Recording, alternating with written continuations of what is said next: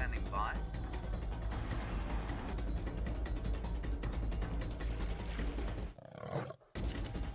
5, 4, 3, 2, 1. You are live, you are live.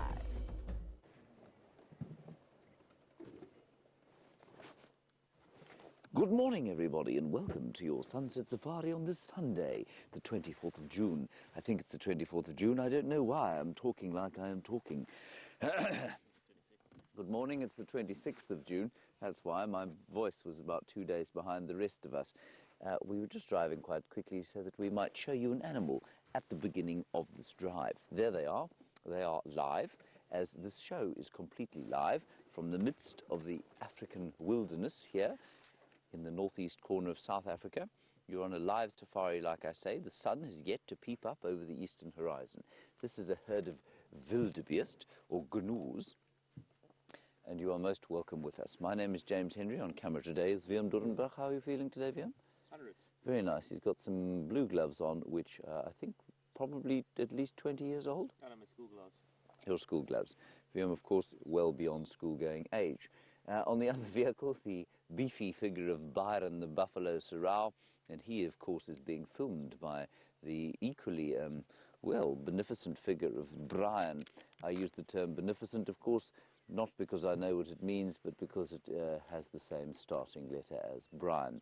They are heading to the north. Now, this morning, we heard lions calling somewhere around here. We found tracks of a single female around here somewhere. But with all of these wildebeest here, it is unlikely that there are too many lions around. As I say that, they've stood up, and they're now looking quite intently in one direction. So maybe there's a lioness around here. Please do talk to us over the course of the next 3 hours. Hashtag SafariLive if you're on Twitter. questions@wildearth.tv if you want to use the email. It's 8 degrees Celsius, so it's pretty chilly out here. I think that's 45 degrees Fahrenheit, or 48 degrees Fahrenheit. Which is, of course, not very warm, and many of you will be experiencing a delightful summer in the northern reaches of the world.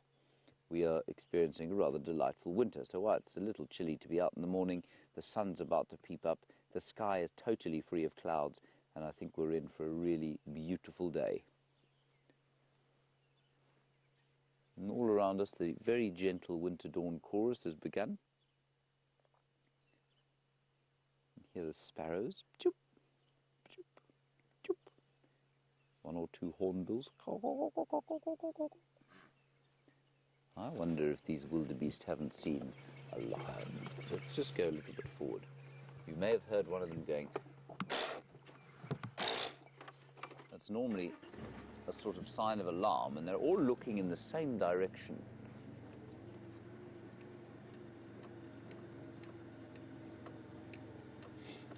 If you are a new viewer, you're most especially welcome. Please do feel free to talk to us, ask us about what we're seeing, ask about what we might see, ask about the country, ask about Africa.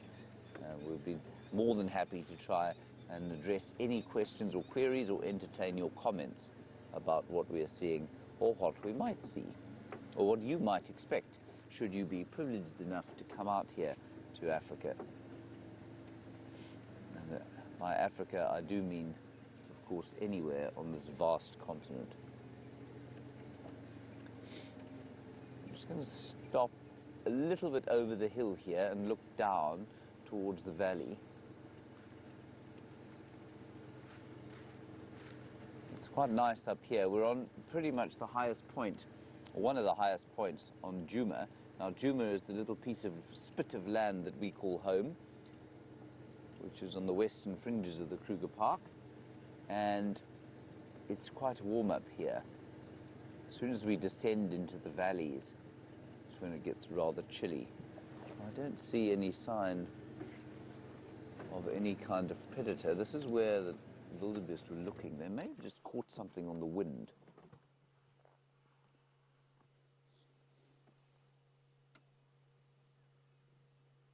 But my general intention today, everyone, is to go down towards where Karula was last seen. That was yesterday. Her cubs weren't around. She was on the hunt. So let's go and see if she's killed something. and maybe her little cubs will arrive. And for those of you who are new, Karula, a 12-year-old female leopard, she provides the bulk of our leopard viewing.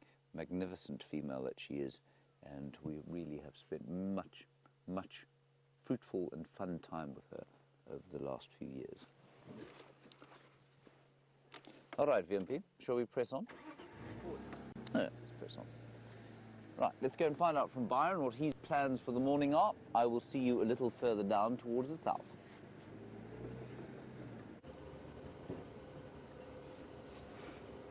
Good morning, everyone. Thank you, James. My name is Byron, and with me on camera this morning, I have Brian and the thumb. Is the thumb out this morning, Brian? Oh, the thumb is out. It is a very cold morning this morning. We have been searching for any lion activity. I heard lions early this morning. Must have been around 3 or 4 o'clock. I heard at least 2 different sets of lions calling. I'm not too sure. It was very difficult to gauge which direction, but we are going to try our best to see if we have any tracks or any sign of these lions. I'm hoping to find you a male lion this morning. So we will try our luck, but it is very chilly. As you can see, the beanie, the gloves, it's a nice, cool 8 degrees Celsius. And I think a lot of the animals are possibly still hunkered down, trying to stay a little bit warm before they start moving. As the morning starts to warm up, you'll probably get a lot more animal activity and animals moving around. But it's not too bad. Brian has got quite a few layers on behind me. Blankets, scarves, beanies.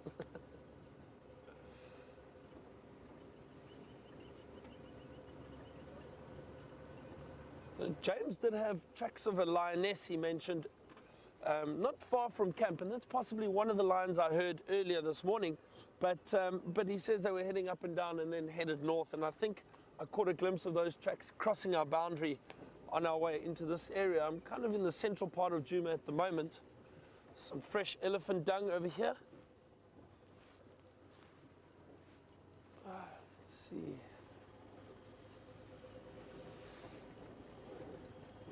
And yesterday morning there was a leopard calling in the area, and last night, those of you who were watching, we followed a lioness, a very pregnant lioness, right across in front of me on this road, and she headed off in this direction.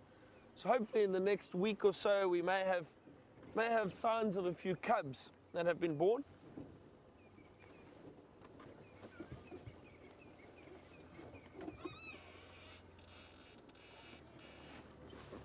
Just trying to check the road carefully for any tracks, anything that we could potentially try and follow.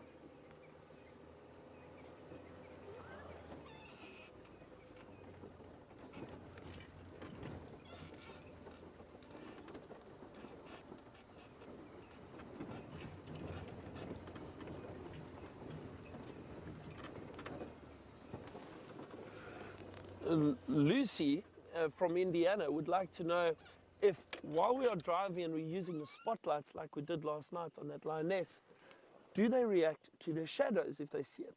Lucy, from what I've seen, I've never seen an animal, a lion or leopard or anything, react to their shadow. You know, I think we need to also remember that when they're walking during the day, they will see their shadow regularly. So it's not a case of them never had seen their shadow before. So from what I've seen, they've never reacted to it. I think they obviously know that that is their shadow, perhaps. You know, again, we don't really understand the full capacity of their intelligence, but I think these animals are far more intelligent than we actually realize. But good question. We also try and be very sensitive when we are shining the spotlights on the animals. Never try and shine directly in their eyes, because the bright light can often just affect them a little bit. You see them squinting just like we would if we had a spotlight shining in our eyes. So we are very, very careful, and we try not to blind them. We'll shine just off of the animals, whatever it may be, lions, leopards, any nocturnal animals, just so that the light doesn't bother them too much.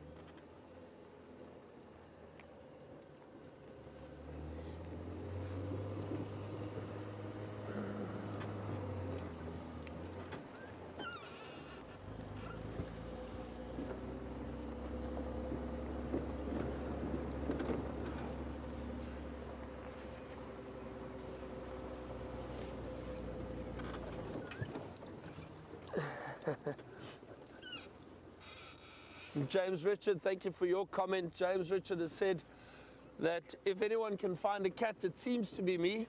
We've been lucky the last few days. We've had cheetah, we've had leopard, and we have had lions. So thank you, James, and I'm glad you're watching so avidly, and it's always great to have your comments and questions. I'm going to try my best this morning again, and with Brian's eagle eye behind me, maybe we can spot something. Don't forget, everyone, we are live, which is incredible. It is amazing that you can join in from all around the world and watch a live safari with us. While I start heading off towards Buffelshoek Dam, cross over to James and see what updates he has for you. While you were away, everybody, the sun peeped up over the eastern horizon, and there it is, framed beautifully by a tree and shining gold in the dust that we raised up as we drove past there. Isn't that pretty? Just have a listen to what's going on. Again, the winter dawn chorus, very, very quiet. One or two doves. Black-headed oriole. Choo, choo.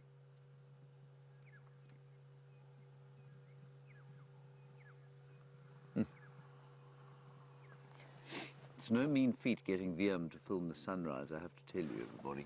He demanded action today. He said, I want to see action. Well, we'll do our best. So we had some, this is where we had the lion tracks, and I've just noticed that they've turned round and come back this way. And I'm not going to follow up on her. I don't think that that's fresh. So we're going to carry on round and see if we don't have some luck with the leopards.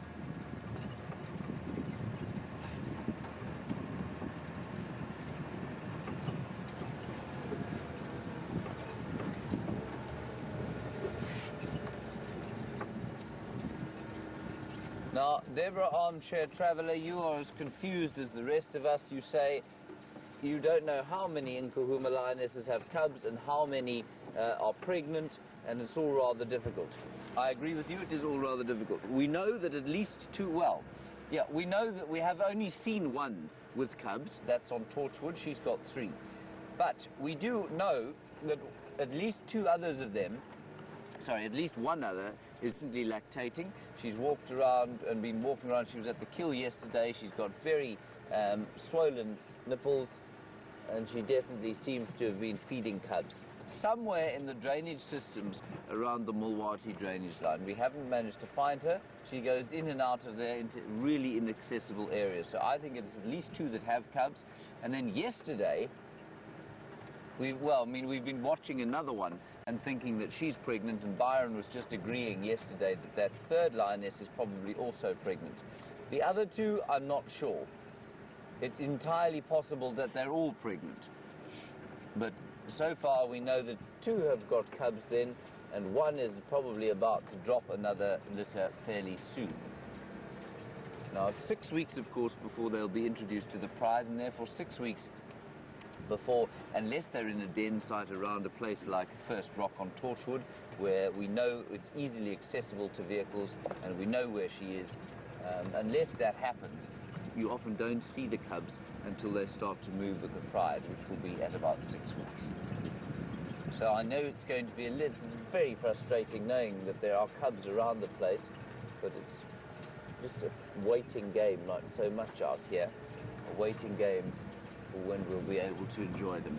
We're going to go west along this road for a little while and then turn south and see if we can't pick up some other tracks of the leopard and whatever else there might be.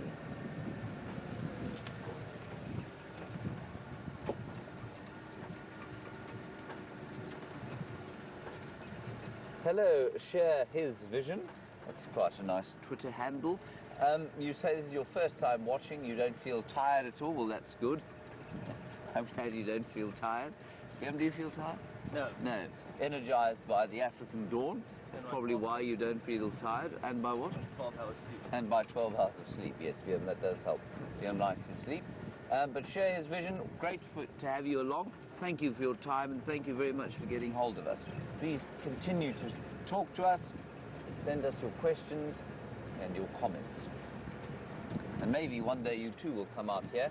We had a wonderful, a very sort of, it's always nice, a viewer yesterday on an Arethusa vehicle very subtly went past and said, instead of sort of saying, "Oh, I watch you all the time," which sometimes some people do, which is also very nice, he just kind of winked at us and said, "Watch you every day, keep up the good work."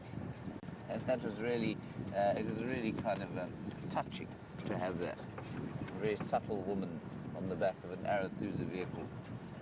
And she's out here because she watched these shows. And I just think that's wonderful. The more people that come out here and share our experiences in the wild, the greater the chances these last wilderness areas have of being conserved.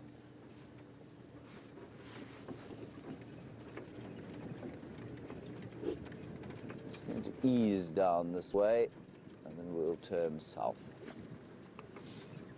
Watching the tops of the termite mounds.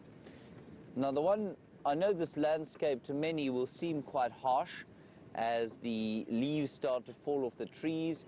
The grass is obviously very sparse at the moment, but it is much easier to spot things through the thin bush without its leaves than through the thick bush in the summertime, which might look verdant green, but it's often a lot harder to spot animals. Right. Liam, you having your coffee there, are you? Uh-huh. Liam likes to bring with himself a picnic. What else have you brought today? No, just coffee. Just coffee. Oh, dear. Things are tough in camp, hey? Yep. And no fruit. There's only apples. There are only apples. No.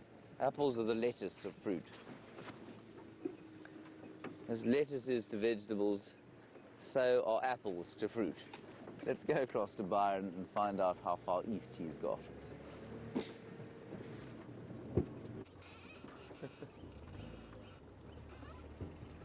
James, I haven't quite crossed the boundary yet, so I'm not too far east, but we are heading towards Buffelshoek Dam. We're driving through a bit of a drainage line at the moment. Still very little activity, animal activity, and as I said, it's still cold, so it does take the animals a bit of time to move around. You know, they feel cold just like we do, but you never know. It's always potentially something waiting around the corner. I'll just make sure I watch the road carefully. It becomes an art driving and talking to guests behind you and keeping an eye on the road. You don't want to hit a bump and lose a guest, or a cameraman for that matter this morning.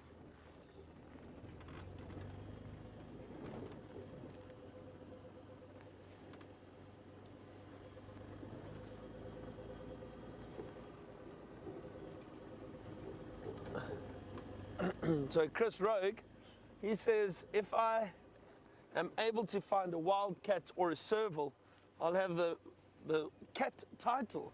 Well, let's see. You never know. You never know. I haven't seen a serval for a very long time. They're very, very shy cats, very elusive, beautiful, beautiful cats.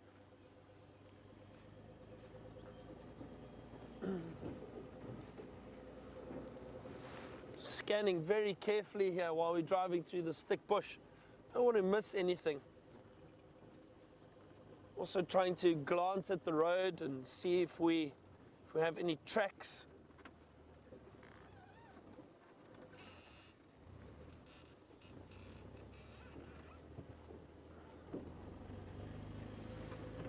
Sun is starting to rise just beyond the trees. I think another few minutes and we should get a beautiful sunrise.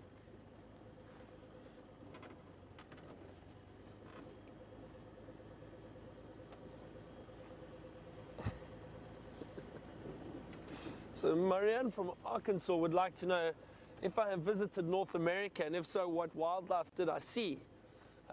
Marianne, and I have visited North America, but many, many years ago, and unfortunately the only wildlife I saw were New Yorkers. I only managed to get into New York, so it was a different jungle for me, the concrete jungle. But I found it fascinating, beautiful place. Love New York, love the vibe, the atmosphere, just the energy. So I'd love to get back there at some point, but then if I do go up to North America, I'll try and get into some of your national parks that you have, which look beautiful. Yellowstone, what are the other ones? Let's just have a look. We're approaching Buffelshoek Dam here.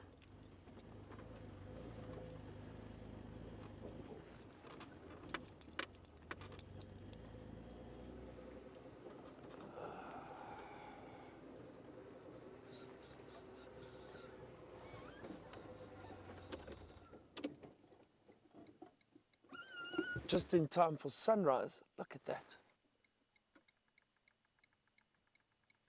I don't see any activity here at the moment. Not even our resident hippo, it looks like. Possibly still off feeding or making its way back towards the water. But look at that sunrise. And this is also a photographer's dream. I think if you have a tree like that in front of the sun, you get a beautiful silhouette, just like Brian is showing you there now.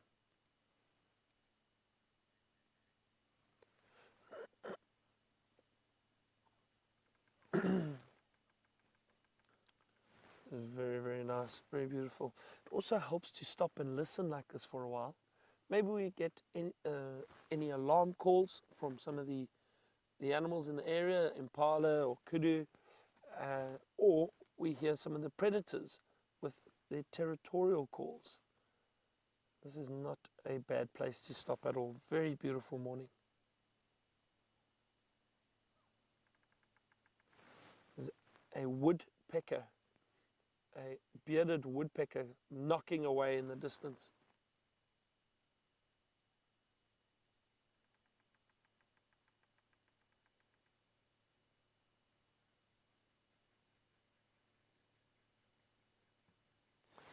So Georgia Ann from Illinois has said even though she has missed a few years of episodes with Safari Live, she now has 620 images of Brian's sunrises. So well done, Brian. And that's really great that you were Brian's son. Oh, thumb.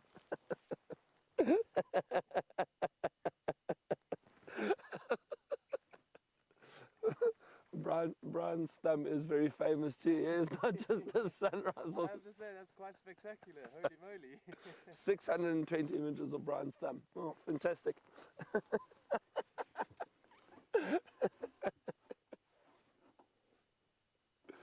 Oh dear. All right. I think while the sun is rising, we are going to make our way around this area a little bit more, see if we can get any tracks. While we do that, James has some buffalo for you.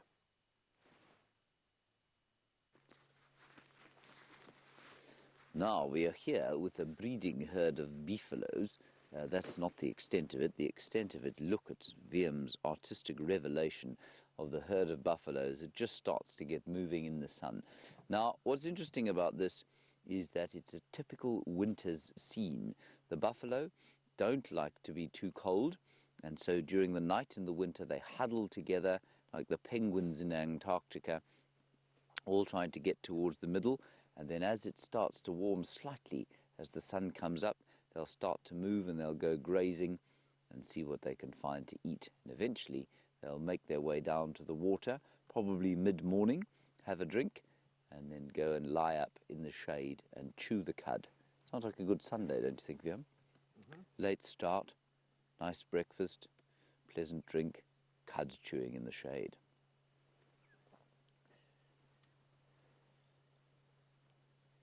It's a really lovely herd of buffalo here.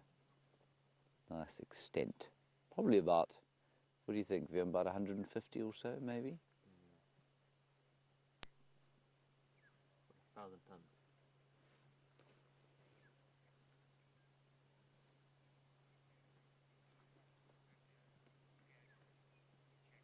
There's a young one thinking about life, pondering the strange thing, looking at them as the sun rises.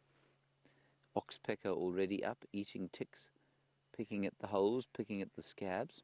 I'm just going to quickly talk to Andrew, who's hailing me on the radio. Go ahead. You can hear him if you want. Lucas open area. Say Gary man, but yeah, maybe you can confirm. Running on the eastern channel. Okay, copy, thanks. Which open area? So they found a lion somewhere. Lucas open area, probably close to that junction Weaver's Nest area. They say on Gary man area. Okay, copy, thanks. We'll head down that way. Thanks, Andrew. Right, so there seems to be a lion somewhere to the south of us, but quite a long way to the south. Let's just enjoy these beefies for now. This is wonderful. And of course, as they get up, as just about with all the animals, when they start to move after an extended period of snoozing, they have a little bit of a box. The young males, you'll hear their horns knocking together. They'll rub each other. This is reaffirming social bonds, that kind of movement, pushing each other about the place. Get all the dust gathering. I think that's lovely. And now watch, this is democracy in action. Here we see democracy, everybody, believe it or not. The oldest females will pick the direction. You can see some wandered off behind the screen there, some wandered off towards us, some wandering off now to the right-hand side.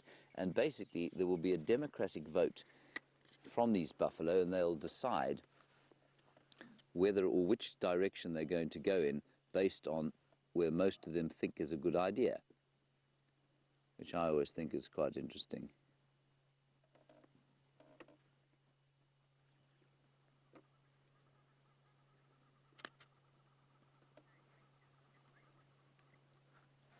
This is great fun.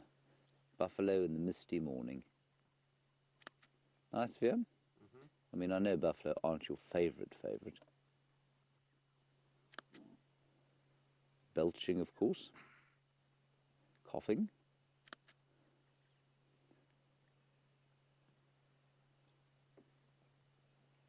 Oh, the light is just too beautiful now.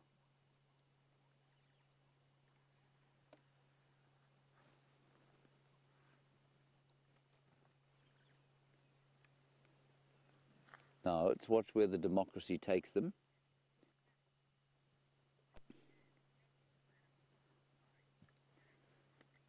Gary, you're interested in what time of year is the best for safari. Gary, there's no real best time of year. Every time of year is good fun, and it just brings different things. So in very broad strokes, if we take the seasons, let's start, let's say winter is May, June, July. Winter is nice because the vegetation's a bit sparser, animals a bit more easy to spot, and the temperature's quite nice. Although it's a little bit chilly in the mornings, you don't get the blinding heat if you do the summer, So now they've decided that democracy is going to take them off in a southerly direction, and off they go to find some grazing grounds to the south of where we are now, which I think they've been spending quite a lot of time in. Then, Gary, if you go into the springtime, August, September, October, sorry, I've got something in my eye. Then what you find is that it's still very dry, and the landscape can be a bit harsh, but the game viewing is absolutely incredible because the water is so concentrated, so the herds get big, they move to and from water. It's quite predictable, but it can be quite hot as well. And it can, if you're not used to the kind of landscape, it can seem quite harsh. But it's still a great time of the year to come. Then I suppose the summer months, November, December, January, very hot. You get the magnificent thunderstorms that come through here. The place is green and stunning. It's the lambing season, so you've got all the little young calves and lambs, and of course the associated predators that might want to try and eat those calves and lambs. So that's then, and then after that, sort of we go into the height of summer, moving into autumn would be February, March, April. Also a very good time. Quite hot, water starting to drop off, very green in the area. It's probably the most beautiful, visually, the most beautiful time to come. So it really does depend on what you want, I guess. but there's no bad time to come, and there's no best time to come.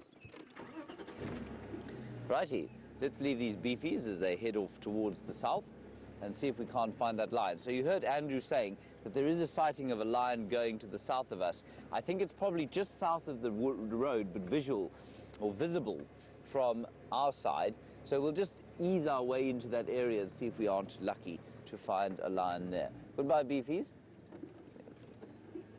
This is quite... Stop doing it. He was just scratching himself there. Roger, you're in Florida and you're wondering about what likes to eat these things and if there are ever attacks on buffalo by lions. Many. Roger, these lions love to eat buffalo, and there was a hapless calf who was killed yesterday by 2 lionesses, and they finished her in short order.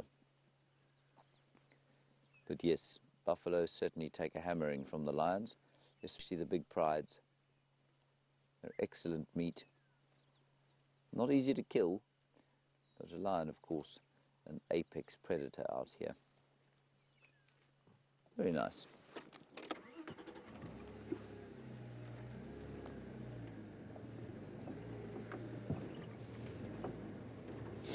Interesting one from you, Virginia. It's a very astute question. You say, it seems to you that more buffalo are caught by lions than wildebeest. And is that a question of, or why is that? Is it a question of the availability, or what is it? I think availability is a big part of it. There are not that many wildebeest in the area. It's not an ideal habitat for wildebeest because it is quite thick woodland in many areas here, and that thick woodland is not ideal for them. Wildebeest like open areas and grasslands, and that's why there's so many of them in Tanzania, more than there are buffalo.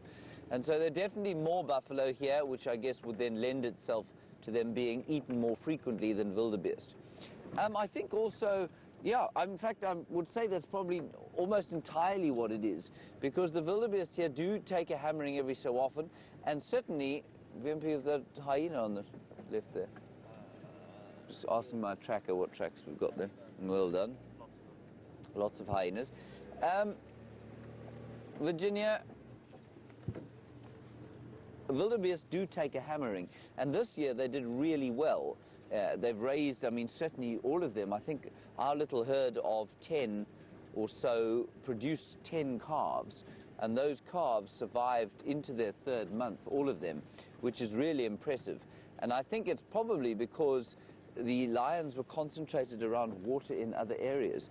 So they would sit up at Buffelshoek Dam, not Sydney's Dam, for example, where the wildebeest weren't. The buffalo would have to come down. And during that lambing season, because there was no, there was so little rain that there wasn't water everywhere else, and the buffalo got hammered during that particular period. There was at one stage, I think there were 5 or 6 buffalo kills on the go around here between the males and the females, and a couple of sort of nomadic prides that came into the area, and they left the wildebeest alone. So yeah, Virginia, in a very long-winded way, I'd say you're absolutely correct. What was that? Lion crossing. Going where, Viam? From the right to the left. So you see, he gets quite uppity if I go over the tracks. This Viam. Do we have to go further back? I can see hyenas, Viam. You best not be wasting my time now.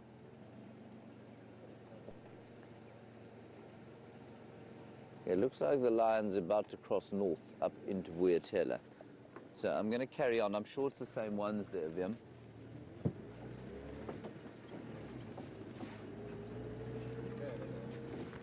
In there? Okay. All right, let's go across to Byron. Let me try and figure out what's going on with the sighting here. We'll catch up with you just now.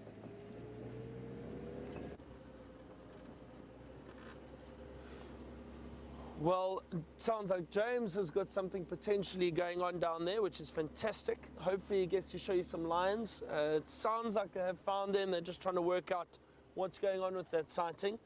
We have not yet had any luck. No sign of any fresh tracks.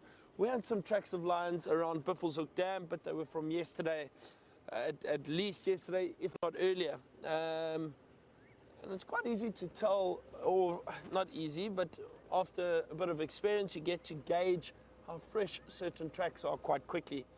As I walked around, I had a look for a few little things. Some of the tracks seemed very clear, but what I saw and what I noticed was some bird tracks going over the lion tracks.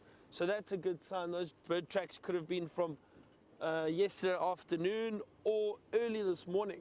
So, you know, you wouldn't necessarily get a lot of bird tracks over the lion tracks in the evening unless they are nocturnal birds.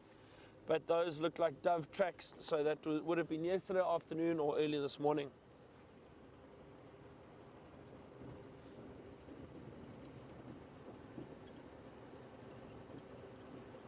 So Shamsan has asked an interesting question. Shamsan would like to know, is it difficult to tell the difference between hyena tracks and wild dog tracks? So it's not really. Shamsan, the thing is with wild dog and hyena tracks, and let me see quickly if I can just find it in a book here for you. I've got a mammal book and I think I've got the tracks in there. So the main difference, what I can explain firstly, is obviously the size. The hyena track is much larger than a wild dog. Wild dog track is a very small, slender track around that size, and a hyena, we just saw hyena tracks coming down here, and it's a nice round or elongated track, but about that size, especially the front paws are much, much larger. So they are a lot bigger. And then let me just see, they both have a double lobe almost at the back of the pad. So if you have to look at my hand, for example, you would have the fingers or the toes of the animal, and then the palm of my hand would be the pad. So with wild dog and hyena, they have a W shape at the back, unlike any of the cats that have 3 lobes. It goes 1, 2, 3. So it's very easy to identify cat tracks. Let me see. Here's an example just of a cat track. What's easier for you there, Brian? Is that all right? There we go. So you can see that those 3 lobes clearly at the back. Now this is a leopard track. So you see that very, very clear. 3 lobes. Lion and cheetah both have those 3 lobes at the back. You can see the 4 toes. And let me just find you a hyena and wild dog. There we go. Here's wild dog. There we go. So that is the wild dog track. You see it's much flatter at the bottom, only 2 lobes, almost like a W, goes in and out and around. Do you see that with the 4 toes? You're also able to see the claws on dog tracks and hyena tracks. You see the nails, the claw marks or the nails. Whereas with the big cats, you don't see that because they have retractable claws. However, with the cheetah, you can see it. You can see that. Let me just have a look for a hyena for you quickly. There we go. And here we go. There's a nice picture of a hyena track. So again, you see the back pad. It's just got that W, just the single indentation, not 3 like the big cats. 4 toes. You can see the claws really nicely. But look at the size difference. So that wild dog was about 70 to 75 millimeters. A hyena is about 96 to 100 millimeters. So much, much larger for the spotted hyena. So the size is definitely a key to telling the difference between wild dog and hyena tracks. But very good question. So thank you, Shamsan. It's always great to get questions like that. And while we continue our search, James is with the lions. Cross over and see what he's got.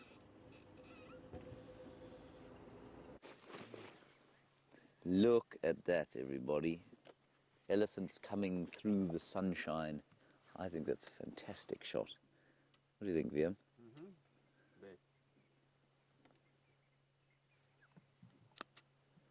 Elephant silhouetted in the dawn light. Beautiful. I took a picture of him. Do you think it was a good one? No, it's probably overexposed. I think it's probably overexposed and blurred. Now, unfortunately, we can't follow them off-road, but I just wanted to quickly show them to you. There could be others coming out of the sun, but I don't think so. I think they're all finished. Now there is a lioness we have found out coming this way, so we're going down to that area. Well, let's have a quick look at these elephants. I find the smell of elephants deeply comforting. Not sure why. It smells like sort of sweetish leather, but it is utterly distinctive. What do you think, Vian?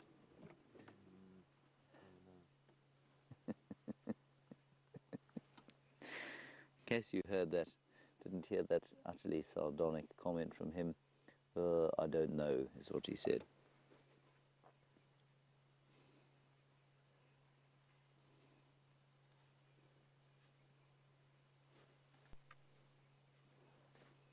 Okay, chaps, we're going to hurry up. There's some youngsters, there's some young cubs with these lionesses.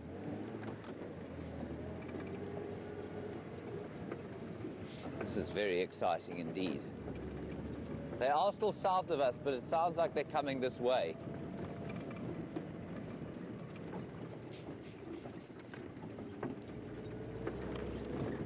Lex, confirm there's space for me to come into that sighting. Go ahead, Lex.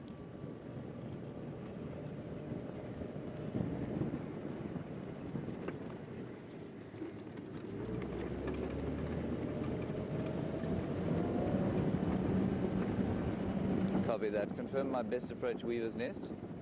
So Lex is just telling me where to come.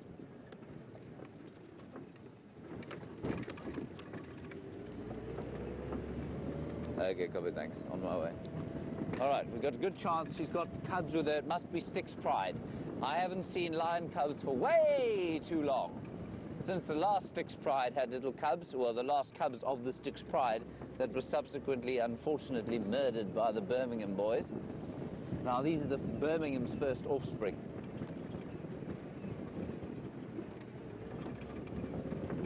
Right, I'm going to drive quite quickly, everybody.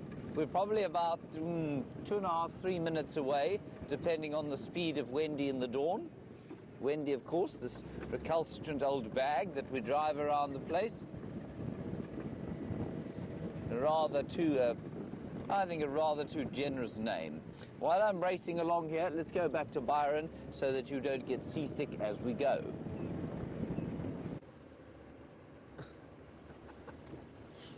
So I jumped the gun a little bit there. I thought James had got to the lions already, but always nice to see an elephant. So while he's racing, you're back with me and we're going to see. We still have not had any luck yet, but the morning is warming up beautifully now. It's really, the temperature's changed quite a bit and it's beautiful. Sun shining through the trees, the colors are incredible again.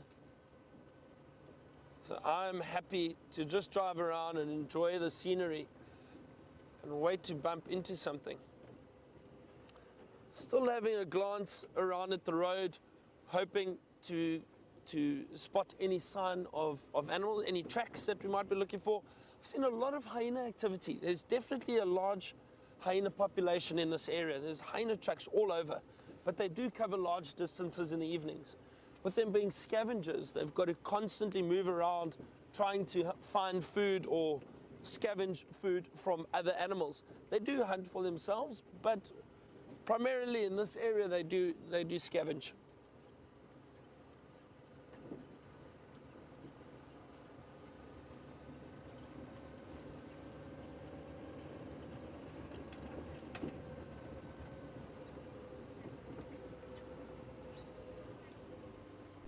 So Daisuke, I hope I'm saying that correctly, has asked, while we are searching for lion tracks, is there any clues or signs that we might be looking out for as opposed to just driving around blindly looking? Well, it's difficult to say. There are always signs that you try and look out for. Okay, for one, the tracks is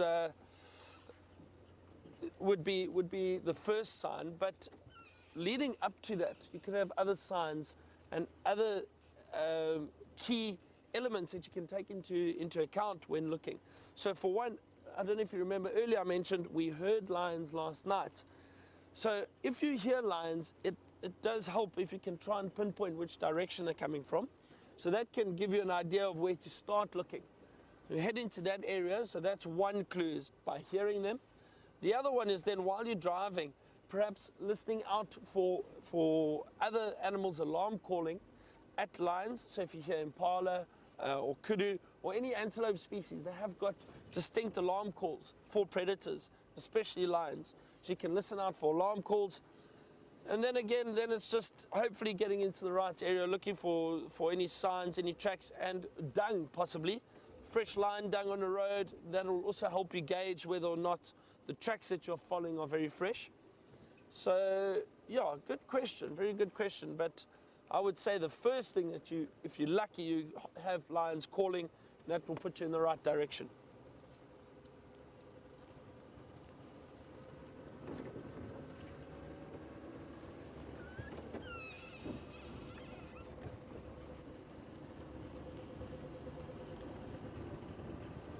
Brian and I stopped earlier and tried to listen for any sign of animals, any calls, but we don't hear anything. We had a lot of bird activity, birds starting to get more active now as the morning is warming up. But no animal calls yet from what we heard. Also the thing is we're in a very, very large area, so animals could be calling in other places.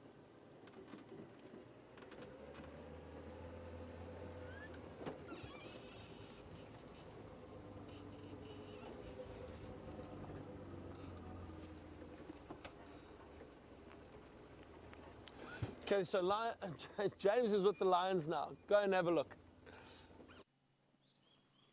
Look, everybody, little lion cubs. How special and precious is that? 4 little lion cubs. I think they're going to go south again, out of the reserve. So let's just enjoy the sight of them. Oh, I'm so tempted to go. We're going to try and go a bit closer, but I'm afraid they're all going south now. And now they're playing, oh no, you know what, there are too many people here. We're just going to wait here. But we've got a wonderful, wonderful view of them.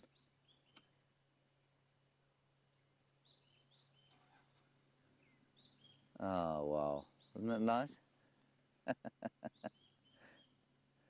That's just fantastic. So it's a little bit confusing now because, of course, we're right on the boundary, so it's difficult to know how many vehicles are in and out of a sighting like this. So we're just going to wait here. There is another lioness to the north of the road. Let's just stand by here. They are still there, but I'm not going to push into the sighting. It looks to me like there are 2 ages of cubs there, 2 very little ones. So we do try and keep the vehicles I know there are a few new people watching today. We keep the vehicles in the sighting to 3.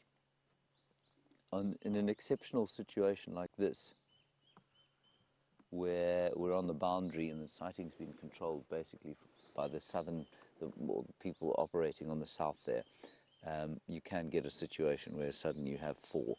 But because we've got a long lens on the camera, we'll just wait here and see what happens. I don't think it's going to be possible to get too much more of a view, to be honest.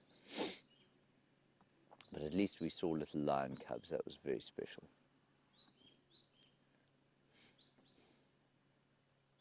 And they were apparently about to come to the north. Then they've turned around and gone back south again, unfortunately. Yeah, I'm afraid that's going to be it, everyone. We'll sit. I think it's worth my while, and therefore worth your while, just to sit here for a little bit longer and see if they don't come back to the north.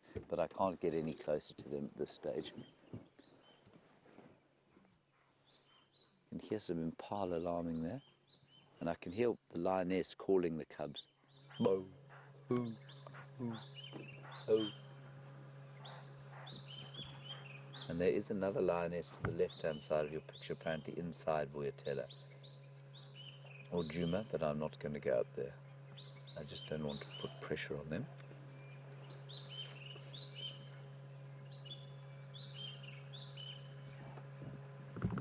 Beautiful.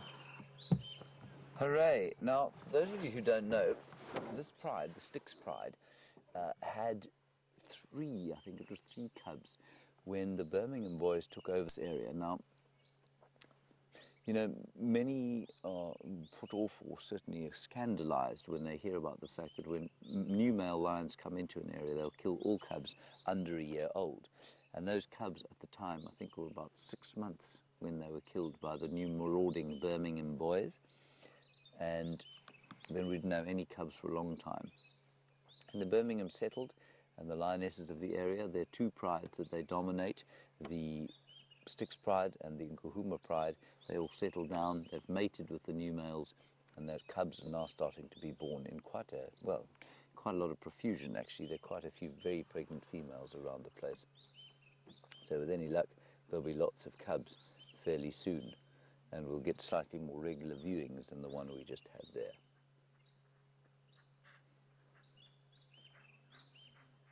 The two Matimba males, who were the two dominant males of the area, still living, still very big, still very magnificent, and they're lurking down around Londolozi area.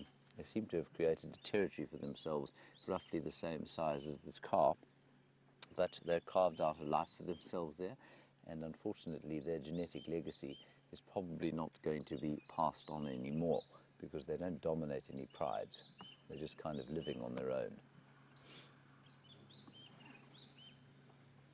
Yeah, I think that's it, everyone. I'm afraid.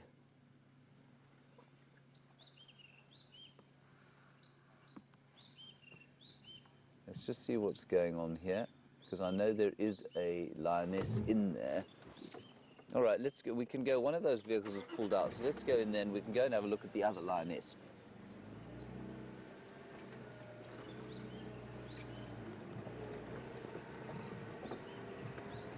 Just ease our way along here. It was so wonderful to see lion cubs again. I was really hoping to hear them calling, going, ow, ow, ow, ow. Which of course is why they are even cuter than leopard cubs, although many would disagree. I don't know where the other lioness is. She's in here somewhere.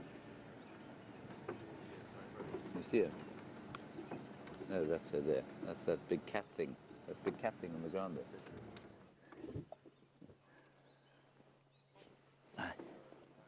Inside.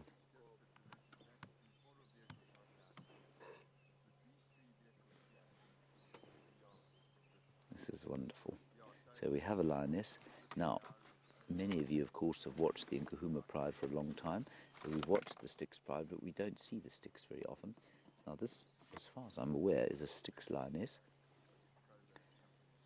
And I'd love to know if anybody has any disagreements on that. Do you all agree that this is a Styx lioness? I'm just looking with my binoculars. She's got quite a thick neck, I must say. Yeah, I don't recognize her as an Nkuhuma. See, her nose is kind of a... well, it's mottled and it's got a nasty scar on the top of it. She's also got a bit of a beard, hasn't she, Viam? Mm-hmm. Bearded lady. Looks a bit like a wolf. She does look a bit like a wolf. Anyway, nice to have a lioness that we can have a look at, and maybe, just maybe, she'll call those cubs back again.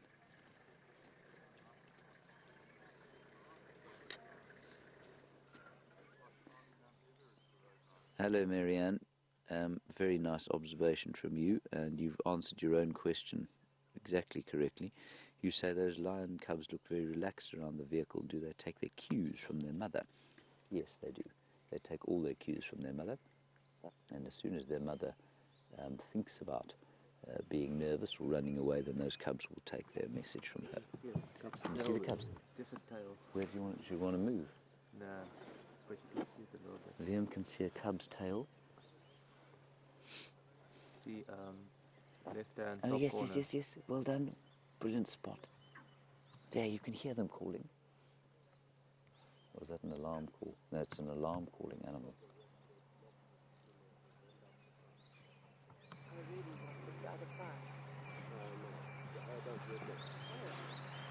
Let's just see. You still see them, don't you? I had a glimpse now. Shall I go a little bit forward? You can see it. Ngatlola. I'm just going to go past the front of them here. I'm just going to go past the front of you. Do excuse me. Thank you so much. Morning. We'll just stop here and have a look.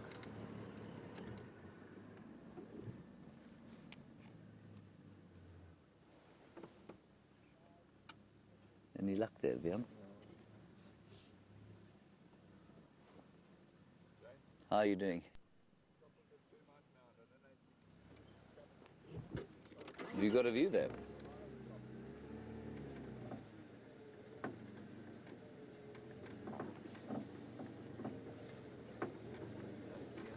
Can you see them? Backwards. I've got them there. Yeah, got them. You see? There you can hear them calling. You can hear them calling.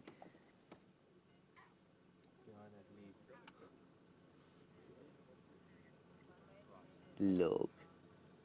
And it's precisely that noise that I think gives them their incredible appeal. Thank you to all of you for confirming that that is a Styx lioness coming this way. This is wonderful.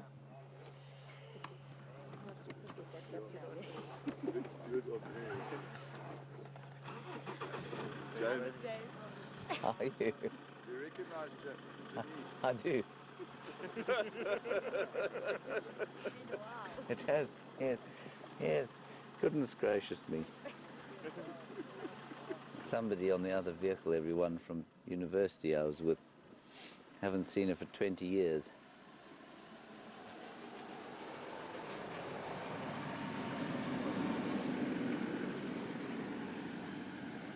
That was a vehicle going past. I think they missed the lines. Oh well, sorry for them. There are two lionesses behind us now. But let's just stick on those cubs there.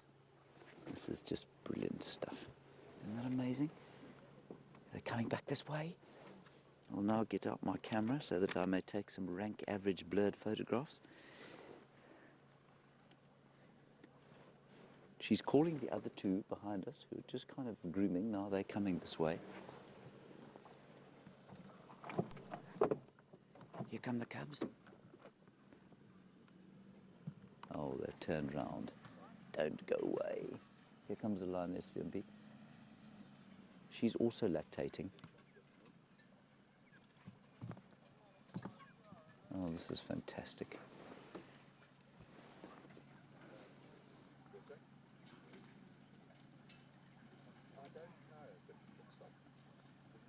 We've gone up onto the top of the termite mound there.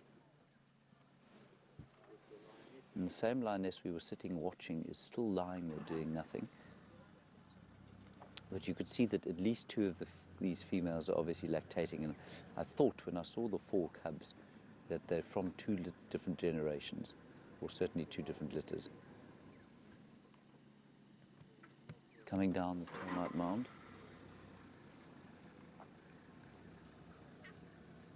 You can hear them calling. Ow, ow.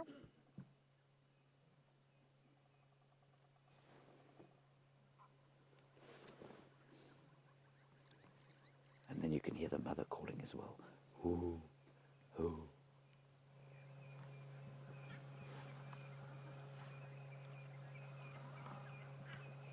Just brilliant. Haven't seen lion cubs for what? Since, well, probably since this time last year.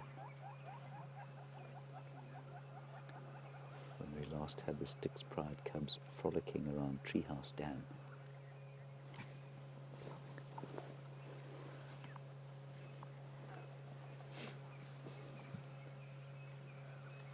Oh, coming down the mound again. Can you see the mound, Bim? Shall I go a little forward? I no longer have a visual on them. Let me sneak forward. But I think that might be it, I'm afraid.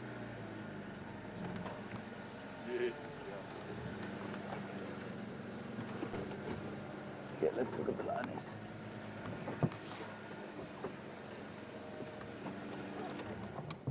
She also looks like she's lactating, you know. She's definitely lactating.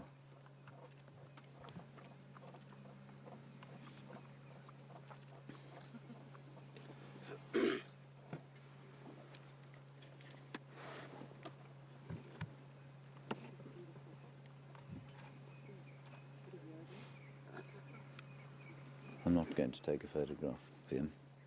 Do you know why? Because you're going to blur it?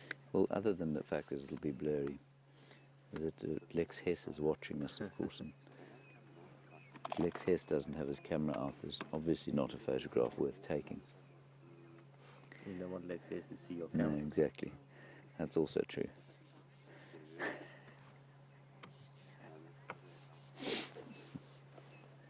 James Richard, you want to know if this is enough lioness action for VM. VM, was this sufficient action, or did you want some kind of mayhem and death to ensue? No, just whip pan.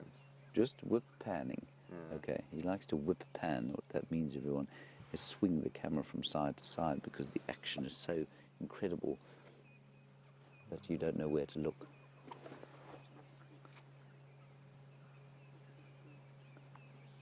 That is actually worth, would have been worth a picture. There she goes. That's a whip pan to me, everyone.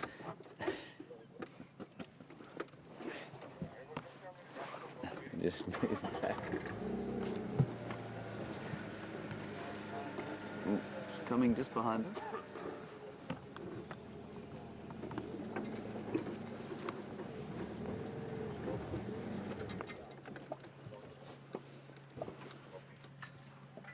And there she goes, and you can see the scars of a long life there all over the shoulders and all over the skin, and that's just from boxing and fighting and living the life of a lion.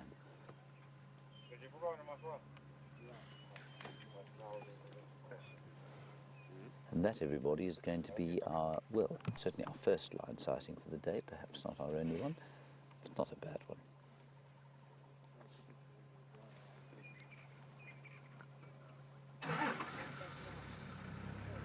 That's it, I'm afraid.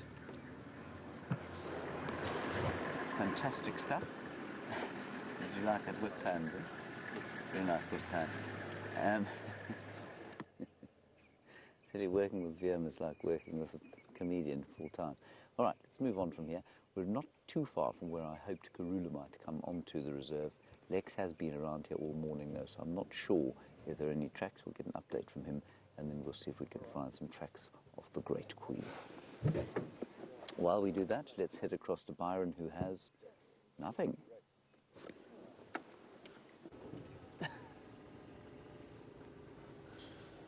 Yes, James, you are correct. We still have nothing. I'm sure James is enjoying that this morning, that we have found very little and he seems to be finding everything for you. But it's good. I'll tell you why it's good, is because it just shows you this is not a zoo. We never know what we're going to find or how we're going to find it. We've got to really rely on our skill and our experience and a little bit of luck to find animals. And it just shows you, also, I think what it does too is that it allows us to appreciate those sightings so much more when we do see them. It's good to have mornings like this where it's very quiet, you don't see much wildlife. We did see some kudu earlier, a male and a female, but they moved off very quickly away from us. But I'm so happy that you've been able to see those cubs and those lionesses. That is very, very fortunate. We had the debate the other day with James and Brian about which cubs are cuter, lion or leopard. I'm not too sure what you think back home. If you think lion or leopard cubs are cuter.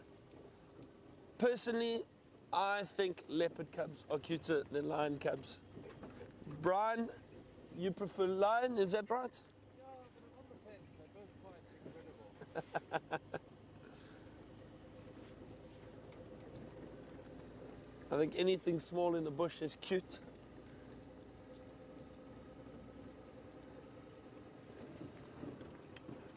All right, Brian, let's keep our eyes peeled. I've got a good feeling. I've got a good feeling. Let's stay positive.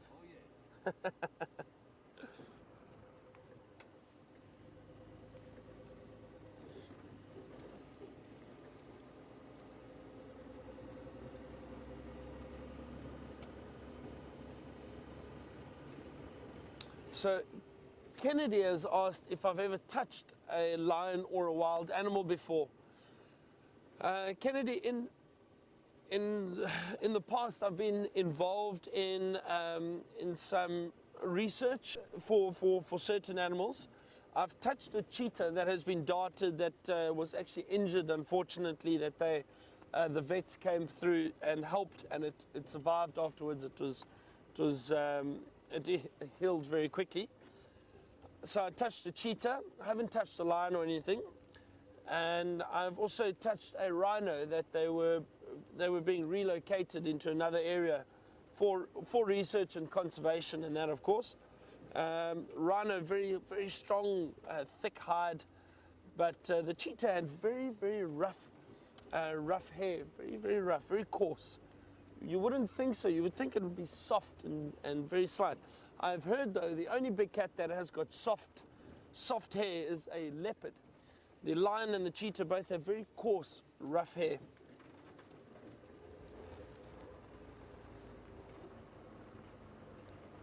Generally, I prefer just viewing the animals and not touching them at all. I'm not a big fan of places where you can go and pet cubs and little animals, wild animals, because I think for education it's good, and people do learn a lot from it. But I often wonder what happens to those young animals once they get older and they're no longer able to be pet.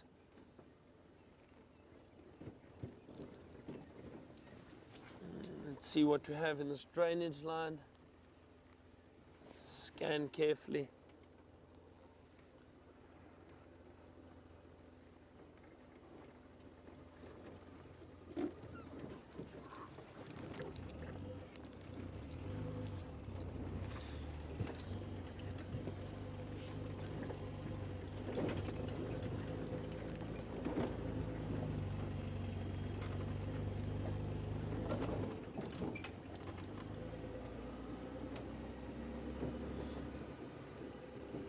We're going to cut back up here, back towards the northern boundary, and then head further west.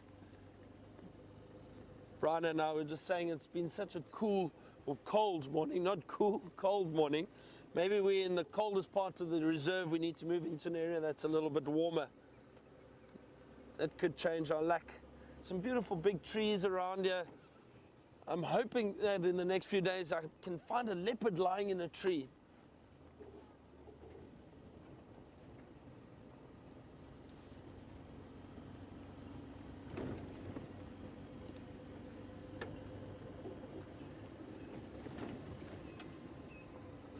So Dina would like to know what the best time for seeing birds is. So Dina, generally in the mornings, like now, birding is fantastic. There's a lot of bird calls and a lot of bird activity. So early mornings is really, really great for birding, and also in the afternoons. During the course of the day, it becomes a little bit harder to see birds. Or certain birds, I think you get less activity when it starts warming up. But generally, I've found these early mornings are really good for birding. Let's see what birds we can spot. If I have anything sitting out in the open, try to find a few for you. Really lucky yesterday with our raptors. We saw Bateleur eagle, and we saw, oh, hang on, yes, our first animal. Look what I've spotted off to the left. Oh, come on.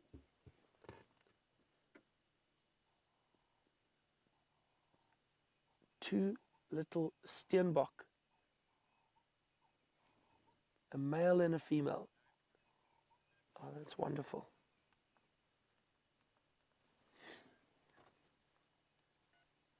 That male seems very interested in the female. Now, the interesting thing with steenbok is these small antelope are monogamous. They stay together, and they usually mate for life. So that will be a pair, and they will stay in the same area. They are quite territorial. They'll have little middens, so dung patches, which they use to mark their territories, and they will stay in that area together. They're not always seen right next to each other. So we're really lucky to see the male and female close to one another. What occasionally happens is you may get a male 30 or 40 meters in one direction and a female in the opposite direction, but then they will meet up quite regularly, but they stay within that area together. Fantastic, lovely to see a small antelope like that. That is the smallest antelope we have in this area, and that is full grown. Can you believe it? That tiny, tiny antelope. Another small antelope we do find around this greater Kruger is the duiker, which I'm sure you have seen. They're also very, very shy, and you often get fleeting glimpses of these duiker bounding through the bush. Now, the word duiker actually comes from an Afrikaans or Dutch word, which means diver. And I think it comes from the way they run through the bush. They dive. Almost it looks like they are diving through the bush. Very distinct running pattern. And then the steenbok, the other one, and then another one called a klip springer, which directly translated means rock jumper. Also very small antelope, but incredibly agile and often lives up on rocky outcrops. They jump around. They've got very pointed hooves, and they're able to jump and move across these rocks incredibly well. That was lovely. We got to see an animal. I'm happy.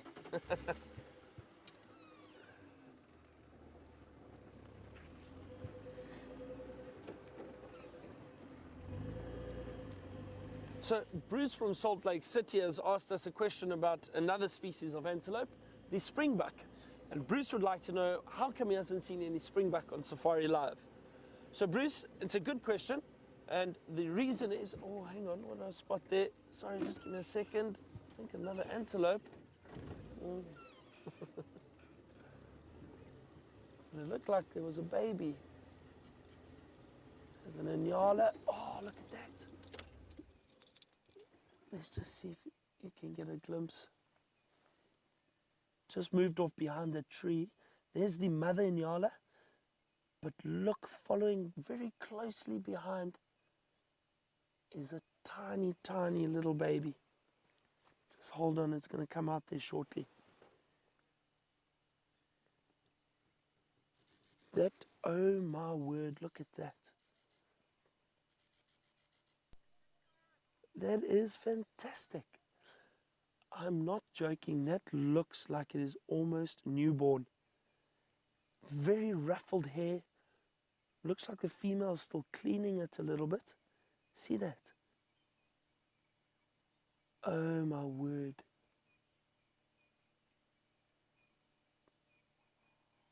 I'm almost certain that that would have been born last night or early this morning. Still uneasy on its legs. See how the female's cleaning it?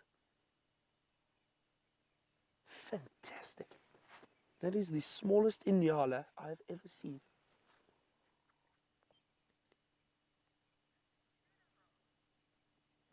But have a look at those beautiful white stripes. Already at that age, that coloration is very clear. And when they get older, if it is a male, their coat starts turning dark grey, and the horns start forming. The females do not have any horns at all. Oh, look how she's cleaning it. Definitely a newborn. Look at that. See, our patience this morning has paid off. This is very special. You don't often get to see young of antelope. They're very shy. They try and hide them away. Look, starting to suckle there.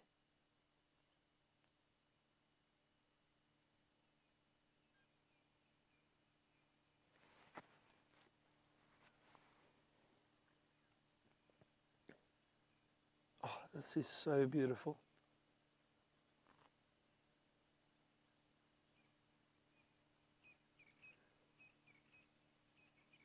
Often you do see inyala in small groups, not large herds like the impala, but you may get a handful together, especially with the females.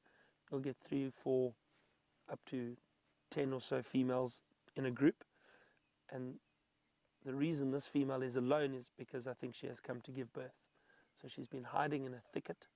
She's given birth, and now she wants to make sure that that lamb just gets a bit of energy and gets moving before she meets up with the rest of the group again, I'm sure. It's amazing how these young animals are able to get up, stand and move minutes after birth. But of course they have to, because if they don't, they could fall prey to predators.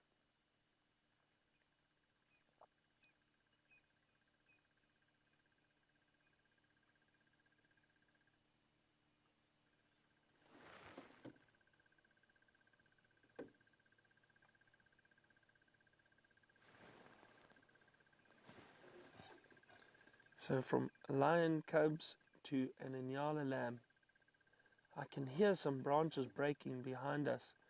I think there may be some elephant heading towards us. But this is just so special. This is really something that you don't see often. Look at that. So cute.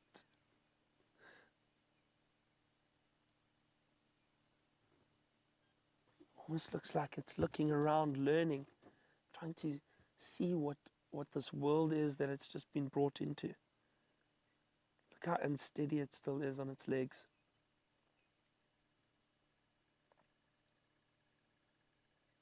Oh.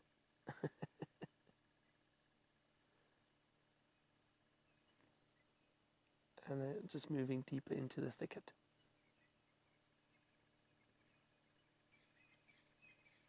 Wonderful. I think, why don't we give this mother a bit of space now? Let her look after that little lamb, and let's see what else we can find close by. Don't want to disturb them too much. That is very special. While I see if I can find these elephant that I can hear in this area, let's cross over to James and see if he has an update for us.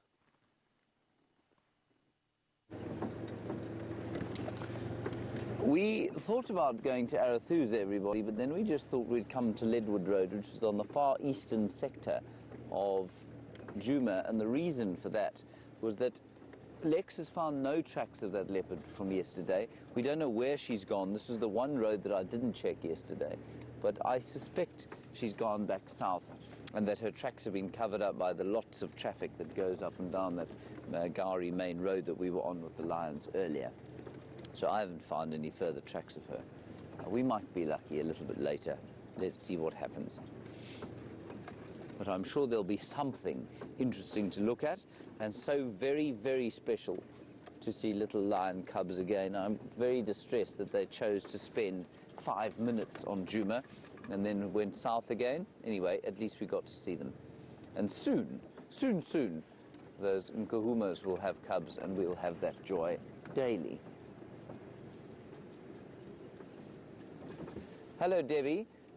You say I mentioned 2 different sizes of cubs. Am I thinking 2 different litters? Definitely. There are definitely more than 1 litter there, because there are at least 2 of both the females we saw walking across the road are lactating. So absolutely there's more than 1 litter, and there might even be more than that. And one of the others might be about to give birth, and therefore she may well have started lactating already. So I think there are at least 2 litters there, and certainly there were 2 different sizes. But they will cross-suckle each other's cubs, and that's one of the great unique things about lions.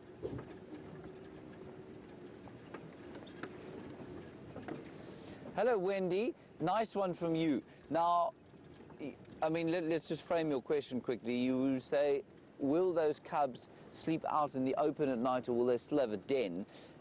They won't have a den, but she may well stash them in some thick bush, especially if she goes hunting. So they won't just sleep out in the open. If they're with mum and they're moving with mum, like I'm sure they have been since the early hours of this morning, you know, when it was still dark, then they will be in the open. When she lies down, they will lie down with her in the open. When she goes off hunting, or when the rest of the pride goes off hunting, as they must, she'll stash them in some thick bush. She'll go to an area, it's some kind of almost completely sixth sensory way of communicating. So she might growl at them slightly, and they'll go into some thick bush and they'll just lie there, and then they won't move until mum comes back, until they get a bit bigger. When they're a couple of months old, well, let's say 4 or 5 or 6 months old, they'll move around then and sort of be naughty and play. They should be inside the cover. Well, just like kids of, you know, human beings will do.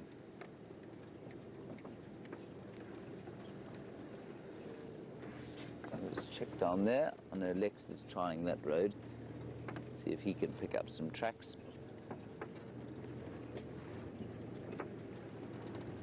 Alrighty, we're going to go a little bit further to the north and then head down through the centre, down to the valley of the Great Mulwati, and if we find no further sign of the Great Queen, then I think we'll probably head across to see what's happening at Arathusa.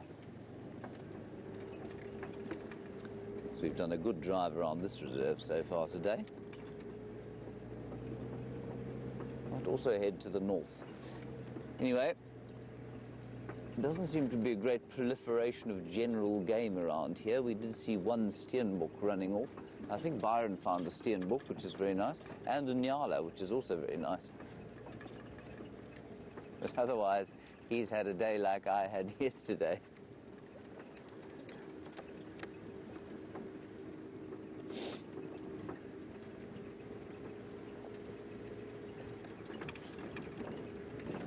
Very nice question from Zoe in southeast Queensland, Australia. Zoe, my commiserations on your national rugby team's whitewash at the hands of the English yesterday. Sorry about that. Certainly would be a national tragedy if that happened here. You're probably not vaguely interested in rugby. That's all right. You ask a very astute question. And let's just quickly, there's an impala there. So while I talk about your astute question, I'll talk about one of the beneficiaries about what you're talking about. So you say, if all of the reserves in the area were to close down their water points and have one water point per reserve, would that affect the environment generally, and would it bring back the sable? Now, for those of you, just a quick background, impala like you're looking at now, and zebra, which we certainly have seen many of in recent times, they thrive in an area where there's lots of water, and all the landowners of this area pump a lot of water, and so it's really been very conducive to the survival of animals like impala and zebra, and not to animals like eland and sable, which are magnificent antelope, but they can't live in areas where there's too much water. They're not very effective grazing competitors, and they're good at moving to and from water, and their babies also have to hide in very long grass, which doesn't occur when you put lots of water around. That's in broad strokes. Now, Joey, were all the landowners to close down some of their water holes and just have one each? I mean, it really does depend on the size of the land, but let's say all the landowners of the Sabi Sands got together. There's 60,000 hectares here, which is about 140,000 acres or so. 140,000 acres, let's say we divided it into 10 and we put one water hole every 140 hectares, as opposed to it being probably 10 times that density now. Would that make a difference? Over the course of a long time, yes, I think it would make a difference. But it would probably need to go even further than that. Traditionally, in this area, water would have been found on the perennial Sand River and on the Sabi River to the south. So if you're going to pump water at all, it should be in those areas, because areas like we're in now would have had no standing water at any stage. And that would have meant that if you wanted to go and view predators, you would have probably had to move closer to the rivers, and the predator densities at the rivers would be that much higher and would be that much better for viewing. Now, if you split the landscape up into little pockets like we have here, I meant to go down that road, you strip it up into these little pockets, then what you have is a situation where if you do something like that, if you close all the water holes on the little pockets of land, then you're not going to see some of the animals on these little pieces like we're on now. And so it's not ever going to happen, Zoe, I don't think. And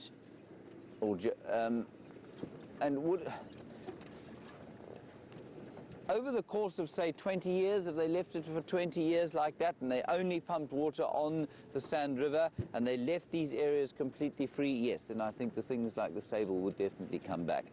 I just cannot see it ever happening, Joey. I don't believe it would. I think there's too much invested in ecotourism. And ecotourism, of course, is a very fine balance. Ecotourism pays for this conservation land. Without ecotourism, well, then we just wouldn't have this land as conservation land. It would be used for something else, which would be very sad indeed. Liam, where are the animals?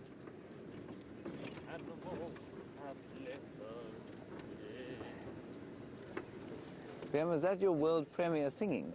That's very nice. Did you like that, everybody?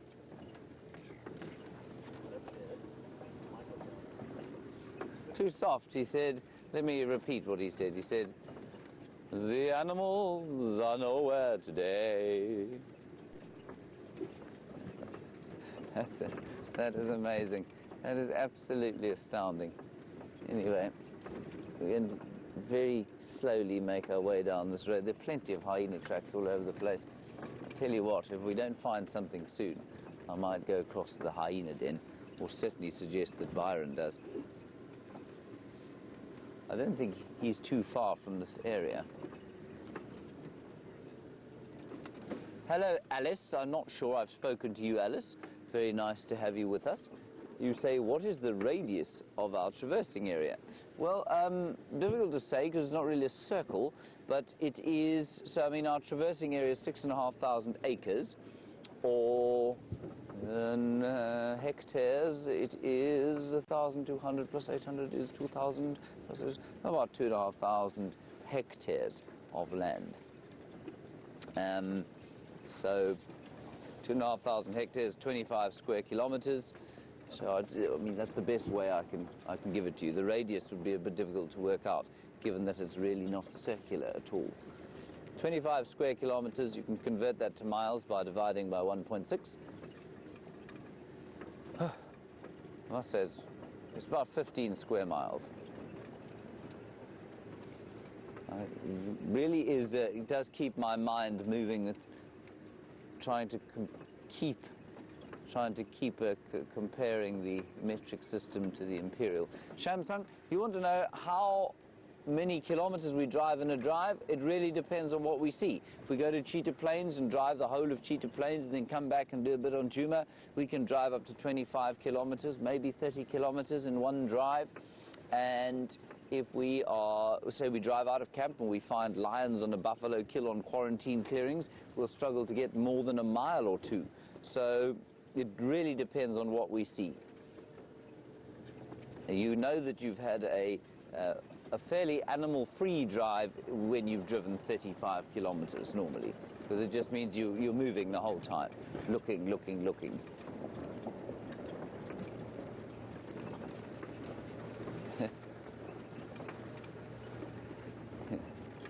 Corey, what a lovely question in from Calgary. You say, is it frustrating to come out and find nothing, or do you just take it in your stride? If I was driving around on my own, seeing animals would be purely a bonus, so it would be just the joy of being out in nature like this. You do start to feel a certain amount of pressure, and maybe pressure is the wrong word, but you start to feel a certain sense that you need to start showing people things, and so if you don't see any animals, it can become a little frustrating, especially if you plan to go out and hope to show people, say, Karula's cubs, and you don't even find a track, or you find tracks and you track for 2 hours and you don't find them. If you are not very careful, that can get to you. But yes, absolutely, you have to go into this with the attitude that nature will give you what nature's going to give you. We might be lucky, and you take the good with the bad. There's a bushbuck. Such is our luck today. Corey, we found your bushbuck. Say when you got him, Jim. Was he run? She ran away. Jim, that's not very good. Why did you frighten her?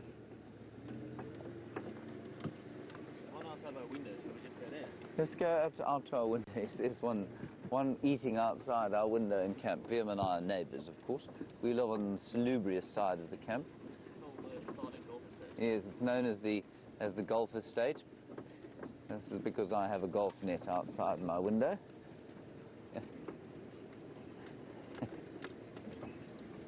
All right. While we try not to get frustrated by the lack of animals out here, let's head across to Byron and find out how he's doing on that score.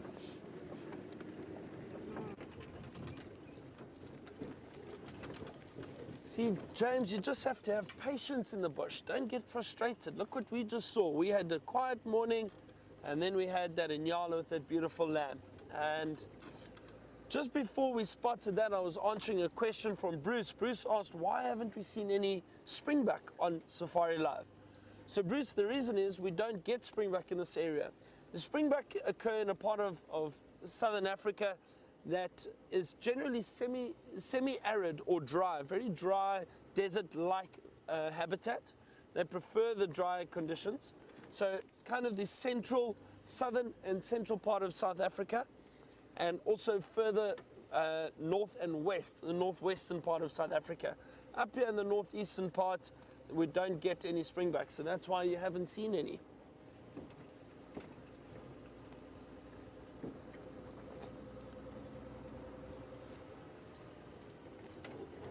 A friend of mine who used to work at Djuma Game Reserve for many years gave me some advice the other day. He said, when all else fails, drive Sandy Patch and you should find a leopard. We are on Sandy Patch now. I'm trying to see if he is right.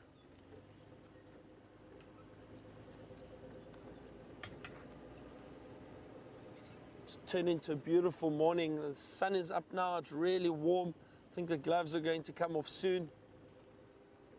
Everything's starting to warm up. This is that time of the morning that I always say is quite dangerous. I say it's dangerous because as you start warming up, you start feeling so relaxed and so comfortable. It's such a wonderful feeling. You often find yourself dozing off. So I've got to keep my wits about me and make sure I don't fall asleep. Brian will just tap me every now and then, make sure. I might have to tap Brian. Brian, you still with us?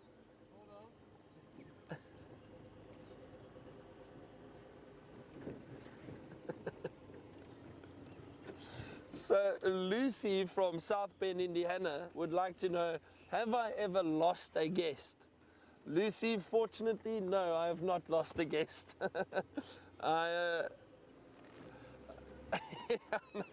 No, luckily not, luckily not. I mean, I try and drive very carefully through the bush. The roads are quite bumpy.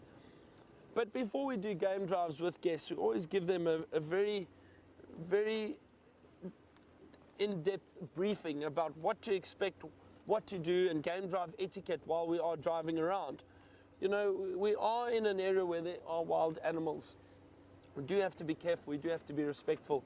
And while we're driving around with the bumpy roads and that, always remain seated on the vehicles so that you don't have a situation where you lose your balance and can fall off. So all of those rules are set in place for a reason, and to make sure that none of our guests get injured or hurt while they're on safari with us. But luckily, touch wood, no incidents yet, and I have not lost a guest.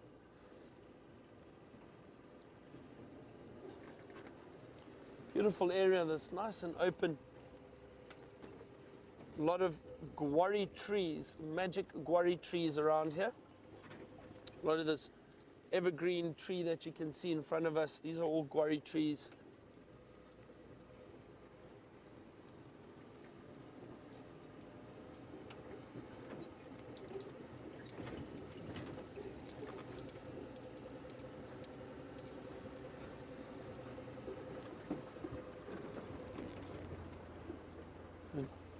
Justin has asked, can safari guests bring food with on the drive while we are doing a game drive? Yes, definitely, of course you can. And what we do most of the time, especially at the lodges when we have got guests coming through, we always take a morning and an afternoon, not quite a picnic, but morning and afternoon snacks with us. So we'll have some drinks on the vehicle with us, especially in the mornings, some nice tea and coffee. And we bring some little biscuits or rusks, something that you can dip in the coffee and eat. So we bring snacks with us too, but guests are more than welcome to also bring something from the lodge if they would like to. They can have it while we are on drive, maybe a banana or an apple. But we never throw anything out of the vehicle while we're driving and just put it back in the vehicle with the peels or the apple core, and we throw it out when we get back to the camp. It's always nice to have something to nibble on while you're on safari, because you can be out here for 3 or 4 hours at a time. It all depends.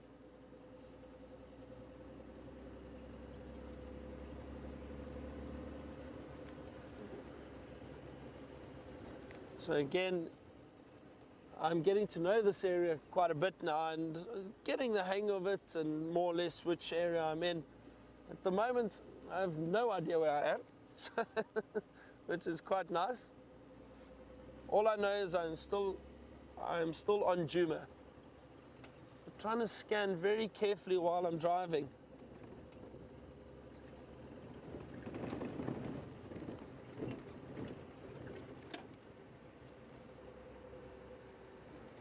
Shamsun has just made an interesting comment, and as I said, I'm trying to scan very carefully, and Shamsun said it must be very easy to miss a leopard lying out under a bush or under a tree, and yes, it is very easy. You know, if I often find, or what I think, these animals only let us view them when they want to be seen. If a leopard or a lion or anything doesn't want to be seen, you're not going to see it. Their camouflage and their ability to blend in and disappear, incredible. So it's very easy to miss a leopard or anything for that matter that could be potentially hiding in a thicket. So we've got to be very aware and careful of what you're looking for. Try and scan the area properly.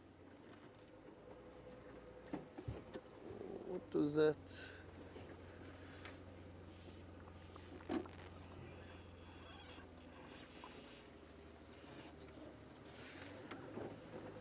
Thought I caught a glimpse of a track over here.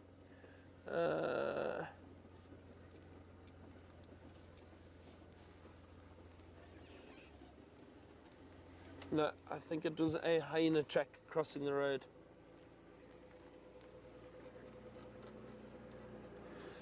Okay, while I work out where I am exactly and where I'd like to go, cross over to James, get an update, and hopefully he's in a better mood.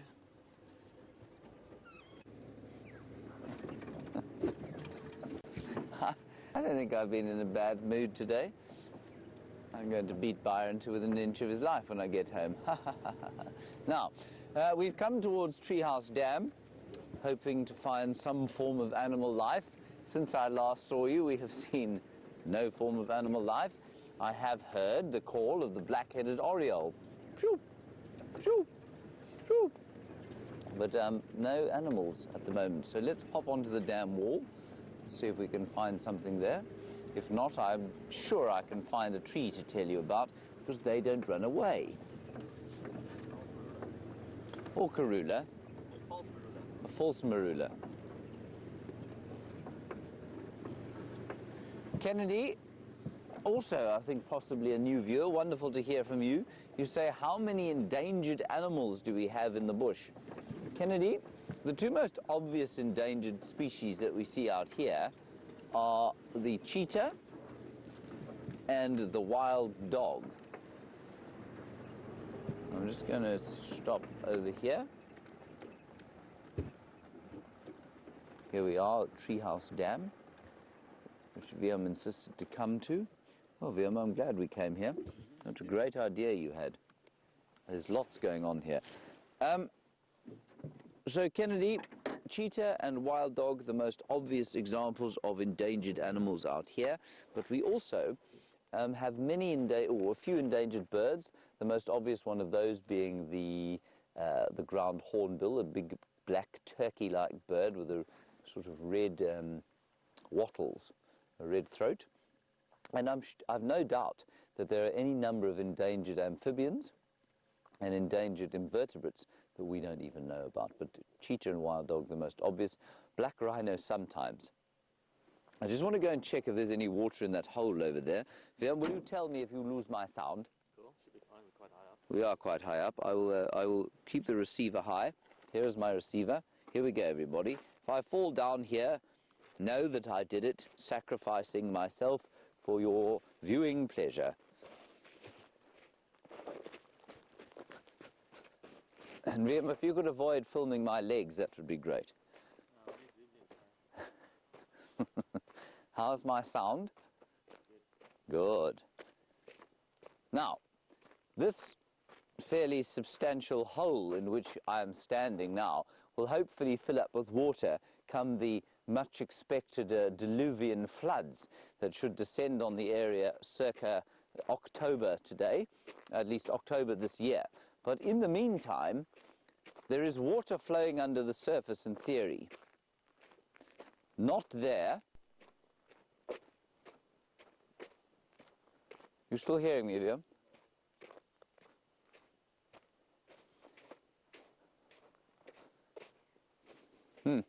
All of these patches have now dried up, everyone. There's no water in them.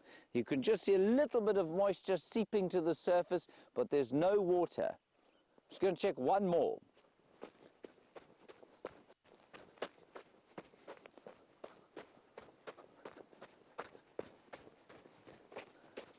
Can you still hear me, Liam? This is the last one, everybody. That's the last piece there, where there may have been some water. There's just some sort of moist sand in it.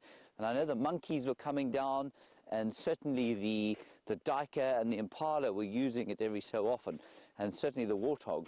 But maybe the elephants haven't been through here for a while, and maybe because they haven't redug those holes. And so maybe they have to come through again, because I think they're probably the only ones capable of A, finding the flow under the surface and then digging the holes for the water. That's quite interesting. So the water is still flowing underneath here, but it's obviously just getting very deep. Right, BM, are you ready? Here I come. Aging bones, aging muscles. There we go.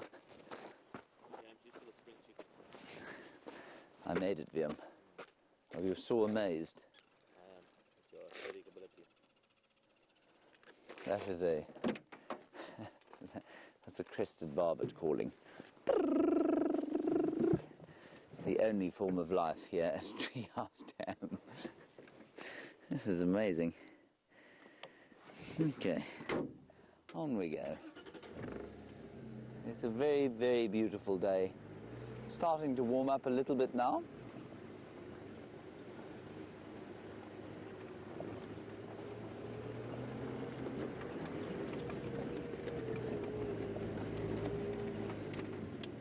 Not too cold. I can keep my gloves off without my hands freezing completely.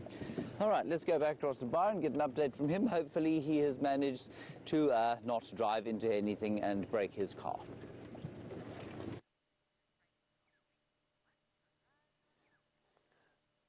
I have not driven into anything, but look what we have here. A beautiful duiker, which I was speaking about earlier, the other small antelope we get in this area. Remember I mentioned these are usually quite shy. They run off very quickly.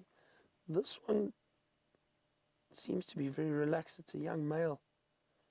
Actually an old male, sorry. You can see that horn, that right horn, is actually broken off already. It can often happen, maybe a little fight with another little duiker trying to fight for territory. But look at him, very elegant, dainty little antelope. And this is the one which bounds through the bush when it does run off. I'm so glad he's standing. Often they run off very quickly. They're very shy little antelope. And I think one of the reasons for that is because they are so small and solitary. A lot of the time, you might find them in pairs too, but generally you see them alone. And they've got to be very careful. There's no one else to keep a lookout and warn them if there's any potential danger. So what they prefer to do is rather just run away and get out of sight of whatever might be in the area. Just see it's disappeared through the thicket there now. There he goes.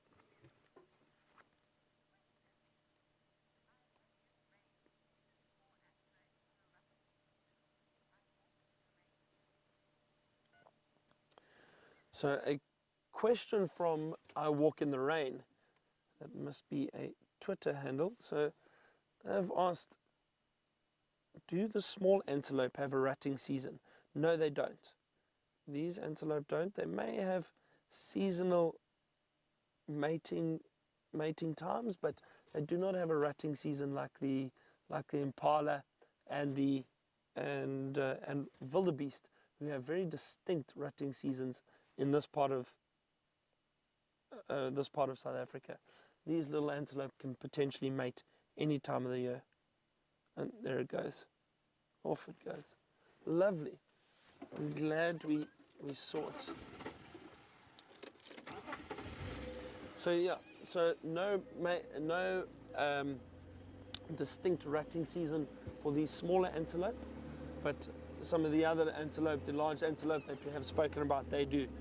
And also, if you look at that Inyala, for example, that we saw, for a youngster to be born in the middle of winter, that's unusual. It just shows they don't have a distinct rutting season or mating season either. Can mate any time of the year.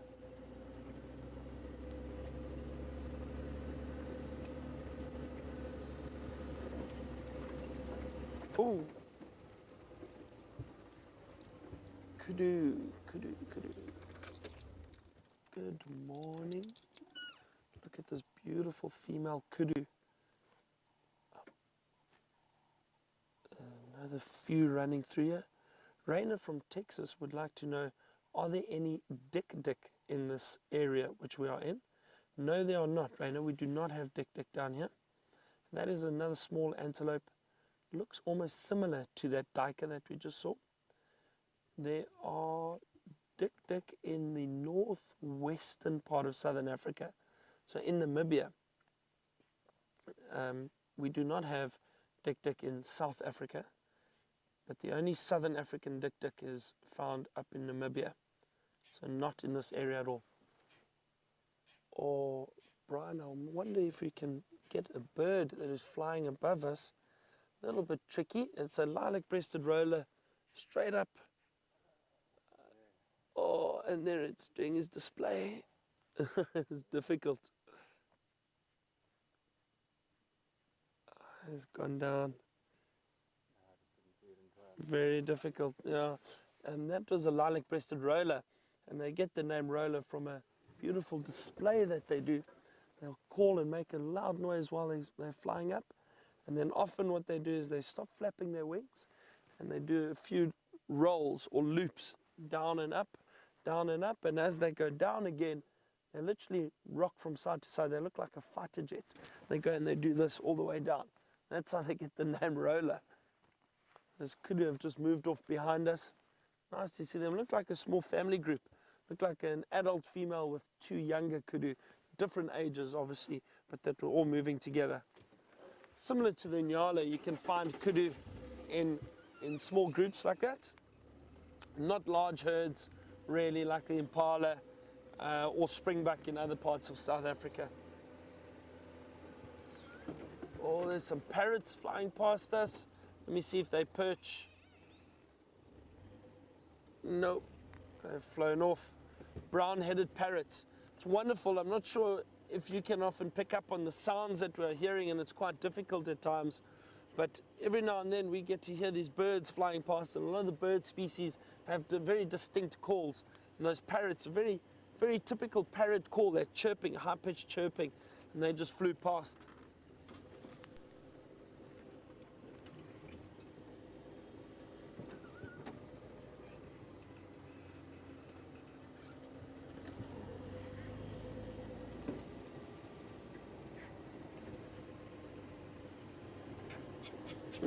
A lilac-breasted roller just took off from a tree above us. It's nice and warm now. Well, much warmer than it was this morning. So I think the gloves can come off. Gloves are off.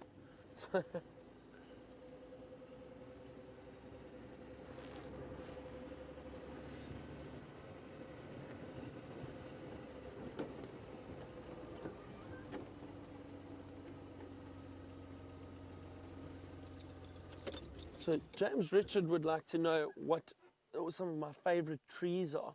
So James Richard, one of them is definitely the leadwood tree. It's a beautiful, beautiful tree. And we touched on it the other day. I spoke about it. Very, very strong, sturdy tree. They end up standing or growing for many, many years. And even after they die, they end up standing for between 50 to 80 years. Very, very strong tree. Another one of my favorite trees is this tree right next to us. And it is called a marula tree. Have a look at that. Very, very beautiful marula. One of the reasons I like a marula is because it's got these very thick branches that branch out from the stem, from the main stem. And I always think to myself, these make perfect leopard trees. And I have been fortunate, I have seen leopards lying and draped over these branches in different areas. The other animal that loves them, the elephant feed on the marula fruit in summer. They've got a very, very tasty fruit, rich in vitamin C. We can eat them, and it's got a lovely flavor. And have a look there. Brian is focusing on a sign that elephant have actually been interested in this tree. What has happened there is an elephant has pushed its tusk in through the side of the tree, and they do that to try and feed on the bark. Luckily, it didn't strip the bark off right around the tree, because if it does that, it is known as ring barking, and the tree inevitably dies. The reason for that is the bark transports all the nutrients from the leaves to the tree and from the roots to the tree. When that bark is stripped off, the layer which transports all those nutrients is stripped away, and it's unable to do that, and the tree will then die. But luckily, this tree was not badly damaged, and it will continue to grow. Definitely one of my favorite trees with the leadwood.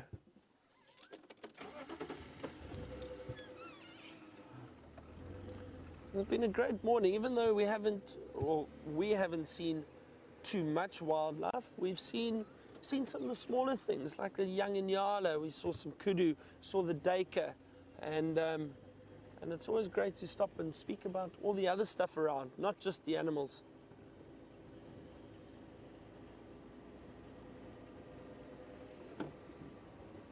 Speaking about trees, here's another one, which I'm sure has been spoken about before, but it is a beautiful tree, and it's called an apple leaf. Let me show you quickly. There we go. Just off to our right. This is a beautiful apple leaf tree. And in some cultures in Africa, in southern Africa especially, they refer to this as the rain tree. And the reason for that is there are little bugs which occur on the leaves of these trees, known as spittle bugs. The spittle bugs suck the moisture out of the leaves, and what happens is it passes through their body very quickly, and liquid is then excreted from these bugs. And occasionally you would hear stories of locals going and lying under these trees for shade, and then it felt like it was raining. They'd get these little drops of liquid on them, and that is from the spittle bugs. So that's where the name rain tree comes from. This is the apple leaf. Very, very beautiful tree. Now, the name apple leaf comes from a story which I don't know if I agree with completely, but apparently, and I've tried it a number of times, James and I have both tried it, and especially when I was training many years ago, we tried to see if we could understand this theory. They say if you take the leaves and you break them in half, it sounds like that sound when you bite into an apple, that crunch. That's where this tree gets its name, apple leaf, from. We broke a number of leaves and we can't quite hear the resemblance, but you never know.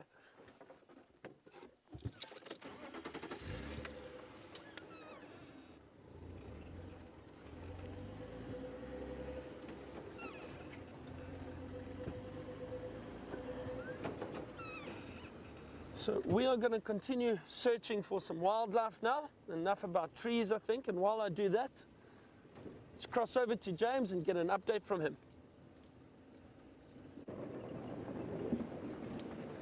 Hello everybody. We are heading north in Arusa because apparently there are What? Speaking. Kirsten, what did you mean when you said speaking? Oh, she said hold off speaking. Right, we're okay now. Have to give her a severe beating when we get home as well. No coffee for Kirsten. Now, 3 lionesses at Red Dam. So we're heading up there. We shouldn't be too long before we're there. So that'll be quite nice. Not sure who they are. It's all rather confusing how many lions there are knocking about the place at the moment, but they're most likely the Nkuhuma Pride. Now, I believe you were chatting to Byron about his most favourite trees. VM, you gave a list of your favourite trees. Topping the list, the false marula. Yes, That's a fairly unimpressive tree. What else did we have? Nkuhuma tree. Nkuhuma tree, a brown ivory, yes, or certainly on my top 5. Jackalberry, you said? Yeah, that's taken. Yes. Oh, and a flat-topped acacia. No, I just said I want one. Oh, you want one, but they're not. Oh, right. Let's continue that discussion once we've had a look at some pigs with Byron.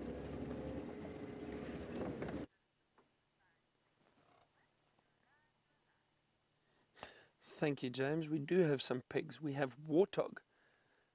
Just as I said, we're going to go look for some more animals. They popped out. This looks like a family. There's a big male in the middle. There was a female leading in the front, but that's the big male. Look at him. Beautiful. Look at those tusks. And those warts on the face. You can see clearly. And that's how they get the name warthog. And then 4 piglets following them. Look at that. That one's on its knees feeding. It's typical warthog behavior. They go down on their front knees and they use that snout to dig up roots and shoots of grass, which they love to feed on. They love to feed on specific plant material, grass. So they've got a very unique way of feeding. They go down, drop onto their knees. The male seems to be chasing the female off. They've just moved a little bit. Perhaps he is looking to mate. So this is what we call a sounder of warthog. That is what a group of warthog are known as, a sounder.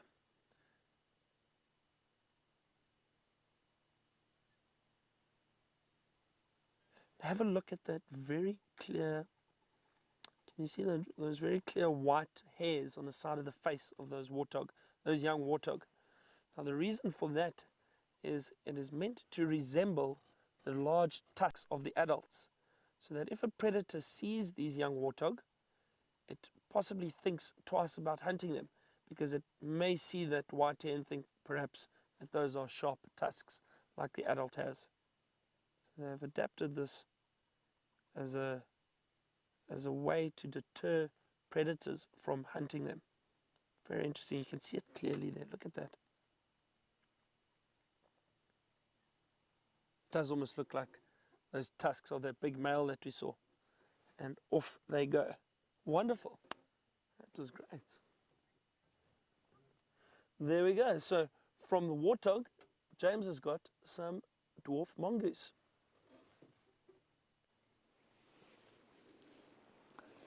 There you are, people. As Byron said, he didn't tell you an untruth. There are some dwarf mongoose.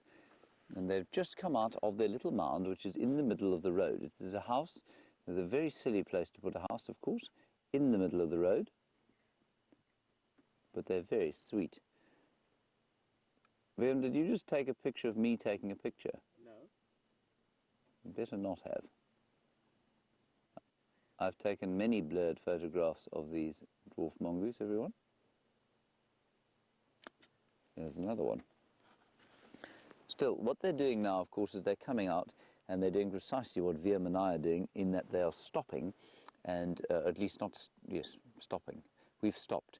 See, in order to be in the sun, in the still air. So they've come out and they're not running around, they're just sort of enjoying warming in the sun slightly. And it's very warm when you're not moving, but the air is still pretty chilly all around outside. And dwarf mongoose and other little animals like this, of course, can't really afford to get very cold, so they spend a lot of time warming up in the sun in the mornings. Now, they're under the ground. They're in a little termite mound from a group of termites called the odontotermes, and they don't make very big mounds. They just make those sort of shallow ones like you're looking at there. But they're still very, very well insulated inside, and that's why they make an ideal home for something like a dwarf mongoose. even though I must say, you know, they are something of a risk, those holes, because you can get very cornered very easily inside one of them, or inside a termite mound like that. And so it's fertile hunting ground for something like a mamba. A black mamba would have a great time going into a mound like that and trying to devour a couple of little baby dwarf mongoose. And I think they probably do that, and that's probably their greatest risk, living in a termite mound on the ground like that.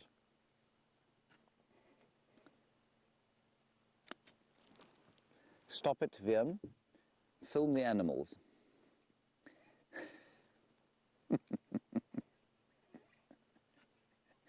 Viam finds my efforts at photography most amusing, don't you, Viam? He says. I do try hard. Well, there's full of people that try hard, yeah. I know. That is blurred. Absolutely hopeless. Flipping hopeless.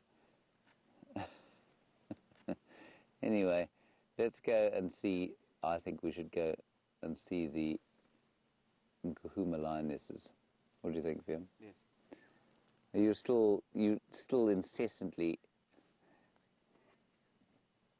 There we go.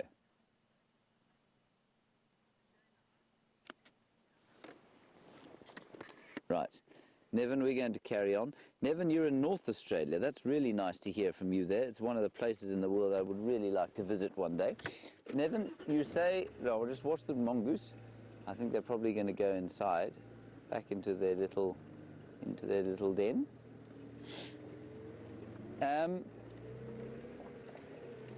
Nevin, you say, have I ever been asked a question by a viewer or a guest and given an answer, sort of made up an answer? I've probably stretched the truth once or twice, especially as a young guide, but the very first lesson you learn as a guide, or certainly in the guiding school that I went to, was that you don't ever busk. If you don't know the answer to something, you say, I don't know, I'll find out and I'll get back to you. And that was a very valuable lesson.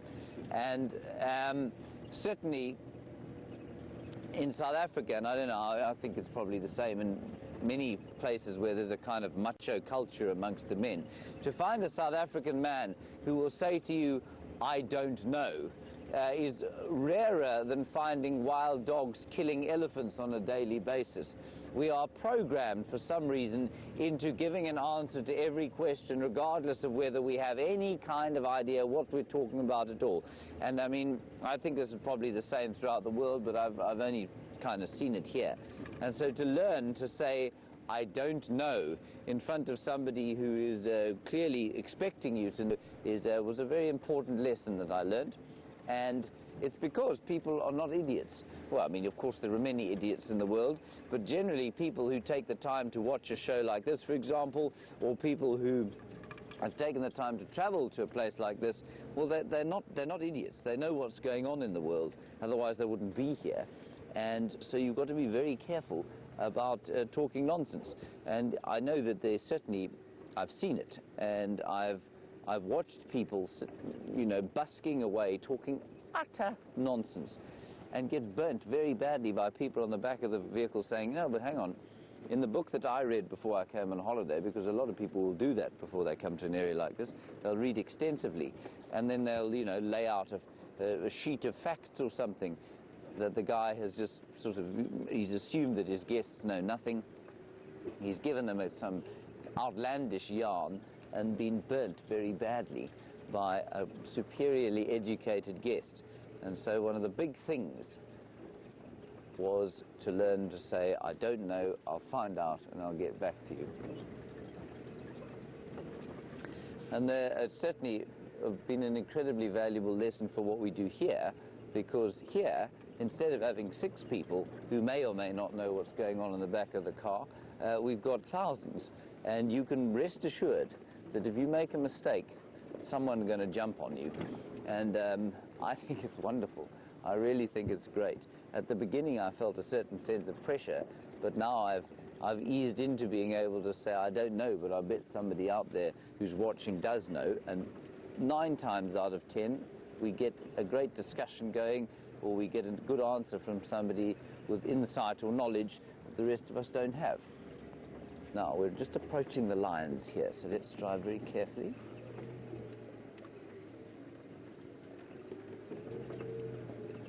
They should be just around the corner. The dam's here. I don't see any vehicles. Do you, VMP? What is VM's? Oh, there we go. You see the line, Vim? Could you sound slightly more excited, please? I'm going to ask you again. Can you see the line?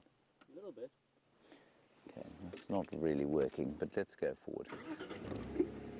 So there she is, one lioness, looks very fat, and apparently the Nkahumas. There's another one over there.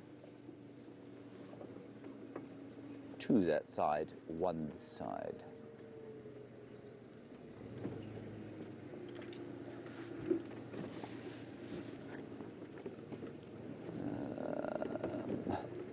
Think of the best position to get into. Let's look at this one first. Good morning, madam.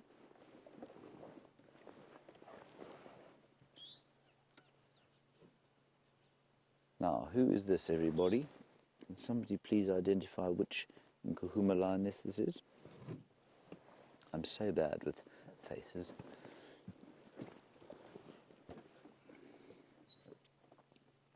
Okay, so that's our pink-nosed semi-sub-adult. So we know her. She has got very swollen nipples as well. So whether she's about to give birth or not, she certainly looks fat enough to be about to give birth, but that might just be a meal that she's had.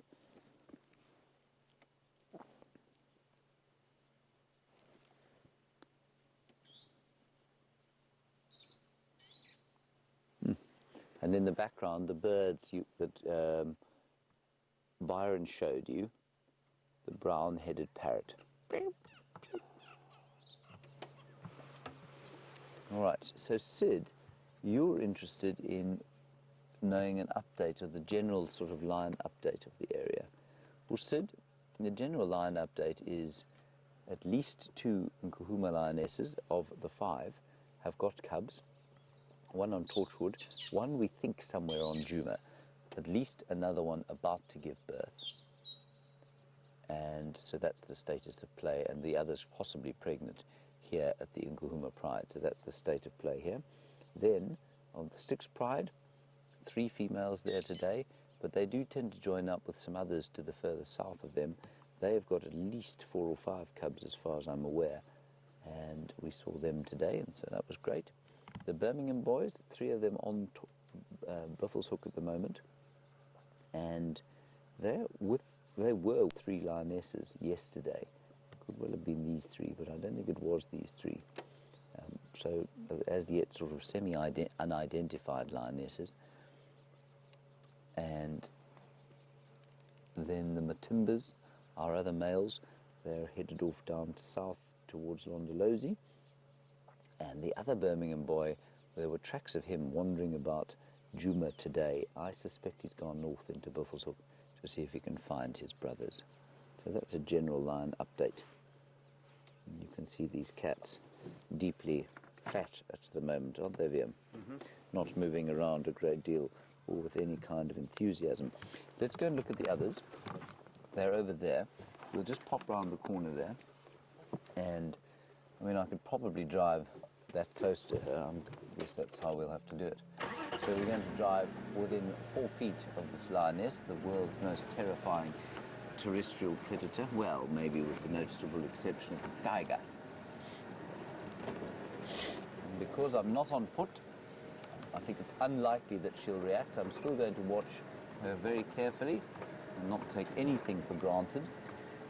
The quickest way to get yourself into trouble in the wilderness is to assume that everything is just A-OK all the time. There, madam.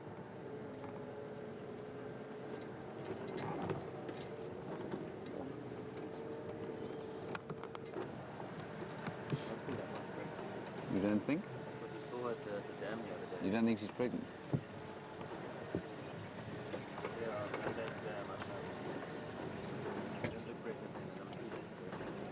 So she's probably just lactating. No, she's not lactating. She's just fat, maybe. All right, let's see. Let's have a look at these two. Yeah, that's interesting, Vim. So she's got swollen nipples, but she's certainly not lactating, so she's not suckling. Righty. This is not a great position, is it? Let me go forward a bit. And then we'll try and identify the slot.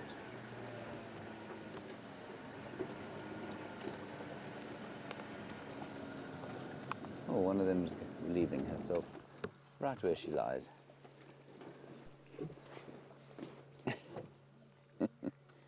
Stunning. Now, who is that? She's also got a pinkish nose. Which one are you checking? This is a close one, yeah. This is the youngest one.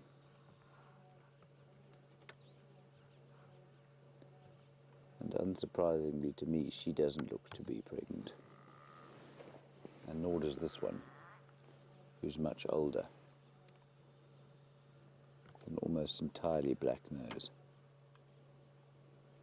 And she doesn't have those swollen nipples. So I think that big lioness behind us is pregnant.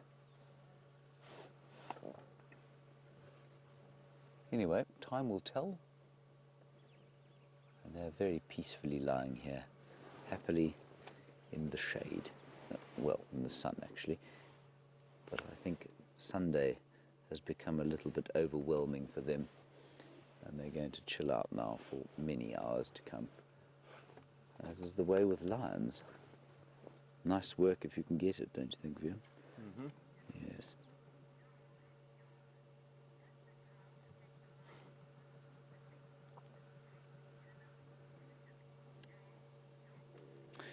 Joel, a very nice question from you. We've had some really good ones today. You're in New York and you say, does the drought affect the nutritional status of the lions because the prey that they eat obviously is affected by the drought?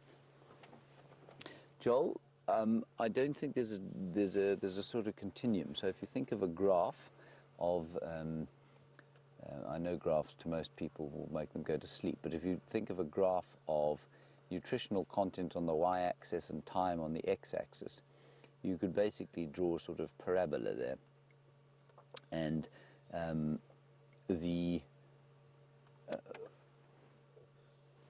so on your x-axis, I'll try and draw this for you and show you what I mean just now. But basically, Joel, what it means is that the nutritional status of the cats will actually go up during a drought to start with, because as the animals weaken, so they will be easier to catch, and so there will be more to eat.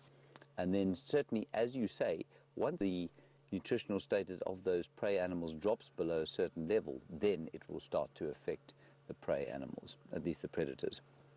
So, for example, if the impala of this area start to become too denuded of nutrients, what will happen is that they will they'll start to digest their own muscles. They'll start to digest their own bone marrow, and once they start to do that, of course, they become much less nutritious to actually eat. But before they do that, they'll get weakened and they'll be a lot easier to catch. And because the bush is a lot less dense, they'll be easier to catch.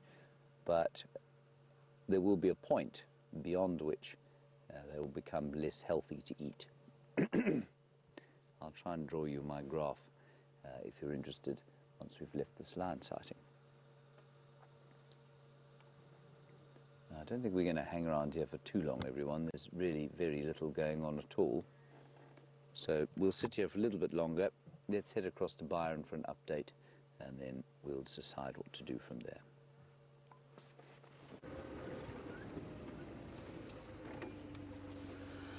I'm so glad you got to see some more lions with James. It looks like he's having all the luck with the cats this morning. We are heading towards the hyena den. I'd like to see if there's any activity around here. We've just got into the turn-off from the main road to the den, I think. This does look right. Let's see if we're lucky and have any hyena around.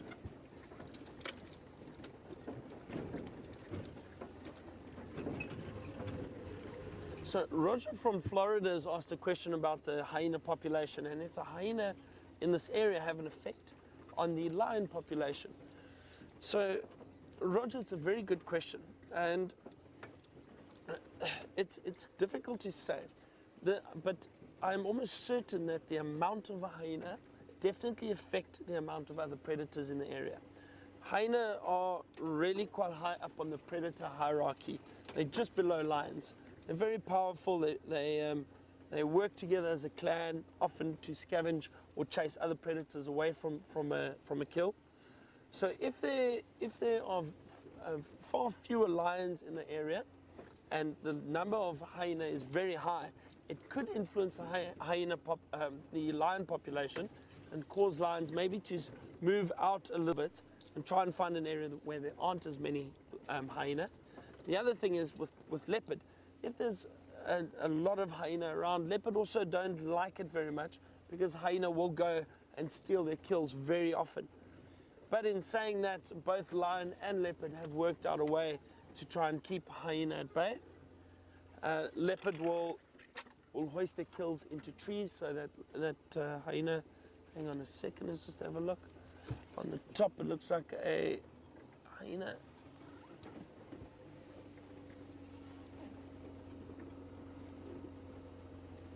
Can you see it there, Brian? No, very tricky from this angle. Just try to reposition. Just on the top. You got it. There we go. Right on top of the termite mound. So as I was saying, the leopard, for example, hoist their kills into trees so that they can avoid hyena. So hyena aren't able to steal the food from them. They don't always do it, but they do it quite often. And lions, generally, if there are some dominant males in the area, they keep the hyena in check. The male lions can often kill hyena if they do get too close and do try and challenge them for their kills. So that will in turn keep the hyena population in check. So it's give and take, but I think if there are a lot of hyena, they may influence the lion population slightly in terms of possibly chasing some lion out of an area.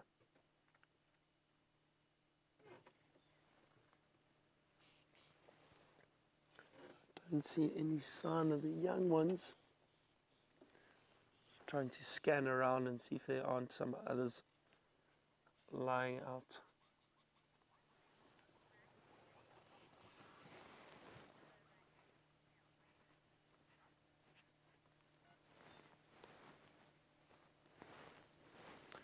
So Scott has asked a question about the mating of hyena and what level male or what rank male will impregnate the beta female, possibly not the alpha female or the queen or the matriarch. And that's a good question, Scott. I'm assuming it could very possibly be any one of the larger males that pass through an area can impregnate that female. Doesn't necessarily have to be a single dominant male that mates with the females. It can be another male. But also the thing is, you'll have different males coming into a clan to mate with the females. It won't necessarily be a male from that clan. Within a clan there's a matriarch, and she has got, or she will have, a number of young and sisters and other related hyena within that clan. And there will be males within it, but you may get dominant males coming in from different areas to mate with hyena. And it's interesting, usually it's only the dominant female or the matriarch which will mate and give birth to cubs. But in larger clans, she will allow other females below her in rank to mate and have cubs, and they will all raise them together within the clan.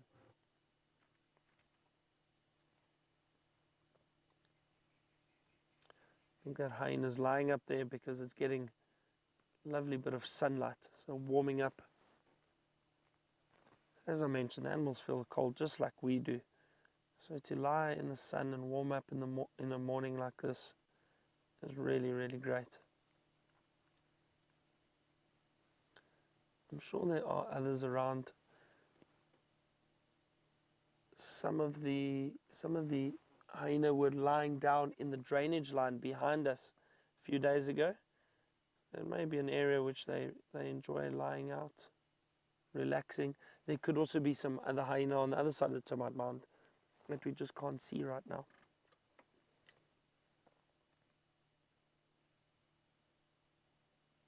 I still haven't seen the cubs in this den site. James, I know, had a little bit of luck the other day and got to see 2 or 3 little faces popping their heads out. They're still very, very young, completely black at that age.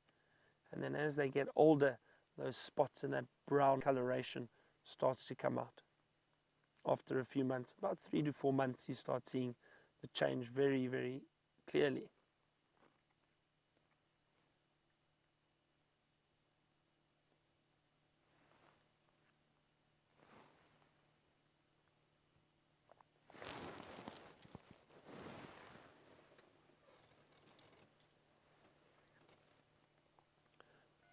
So nice and peaceful here at the moment.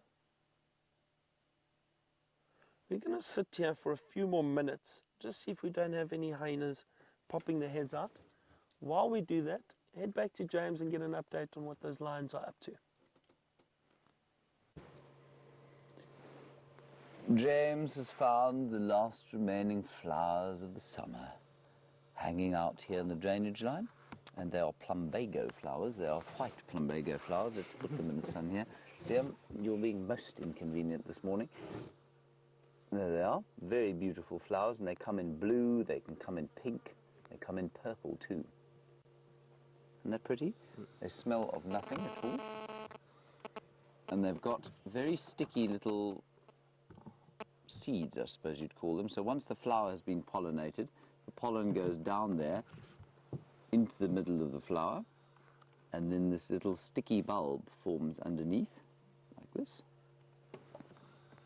and then it sticks on the fur of animals as they go past, like this. Keep it still. There. See? And then the animal walks along and deposits it when it deposits the flower or the seed when it walks past. A scraping thing. Right, there we are. Good. Excellent. Well done, Liam. Good job. Let's carry on. We're in the valley of the Great Marakeni drainage line here, driving along, having a little boat ride. Not really sure what we're hoping to see. We left those lions because they couldn't be bothered to get up and perform for us, which I suppose is fair enough. They do have a life hard enough without having to act for us. But they're fast asleep. So I think we'll just leave them and carry on and see what else we can find on this very, very pleasant Sunday morning. We'll also try not to destroy the aerial as we go.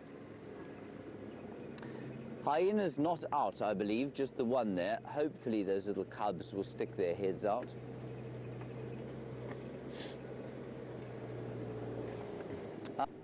Roger, very nice. Want to know what temperature a mamba needs in order to become active. Roger, I'm going to use my very first guiding lesson here and say I don't know, but I'm going to try and work it out for you, and if anybody knows better, you're welcome to tell me. A mamba, of course, is a reptile. It is therefore cold-blooded, which means that its body temperature is dependent on the ambient temperature. Now, we all know that at roughly 36.5 to 37 degrees, our bodies function optimally. Above 40 degrees Celsius, I mean, you can work this out in Fahrenheit too. I think that's 102 degrees Fahrenheit. 98 is our body temperature Fahrenheit. I'm just going to do it in Celsius from now. It will become too confusing for my small brain. And above 40 degrees, any mammal, or above 40, 41, maybe 42 in some cases, the proteins in your body start to denature. So the enzymes, which are crucial to the functioning of your body, that do all sorts of, or facilitate all sorts of chemical processes in your body and allow you to survive, they'll start to break down, and then you get into trouble. So there's that optimum band, somewhere between 36 and 40 degrees, where your enzymes function at you know, at their best. Now, for a reptile, that's not entirely dissimilar. I think they'll probably function a lot better at colder temperatures than ours do, but they still have to get to a certain temperature. So I'm going to say that the the body temperature of the reptile, like a black mamba, has probably got to go up to about 35 degrees in order for it to be able to effectively operate. I imagine it can probably operate when it's sitting at around 27 degrees or so. There's some impala running across the road, and the only way it can do that is to lie openly in the sun. And you know that your temperature will you'll start to sweat if you lie in the sun. Well, they don't start to sweat, they just get to the correct temperature and then they start to move around. So, Roger, I hope that kind of answers your question. Very nice question. All right, we have some impala here. Let us be thankful for small mercies. Stop and have a look. And it brings up another discussion that I often have with people. They say, well, we want to see the big five. And you say, are you sure you want to see the big five? You don't want to see impala and things like that. And they say, yes, well, we do, but we want to see the big five. So we're going to see lions like the ones we've just seen there, lying there in a puddle of their own urine. And they don't do anything, they just kind of lie there. And then you come to a sighting like this of these magnificent impala, the most elegant antelope around here. And they're doing things, and they're feeding, and they're frolicking, and they're flicking flies off their bottoms with their tails. And they're behaving in really interesting ways. And I just think this is so much more entertaining than a flat cat.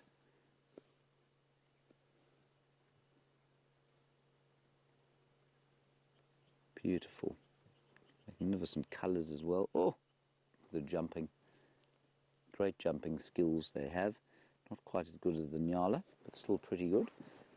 Yeah, I think I might take my scarf off. Such is the temperature of the day.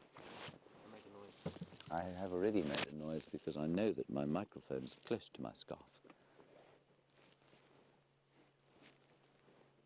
And listening, and what they're going to do is they'll do a little bit more eating, I imagine. They've probably been much like those buffalo we saw earlier on, having a bit of a feed through the middle of the morning, and they'll go and find some shade, and there they will chew the cud for a little while. But you can feel how still the morning is. Just a black-headed oriole calling. But everything else has kind of gone into that lull of the mid-morning, which is just so very pleasant.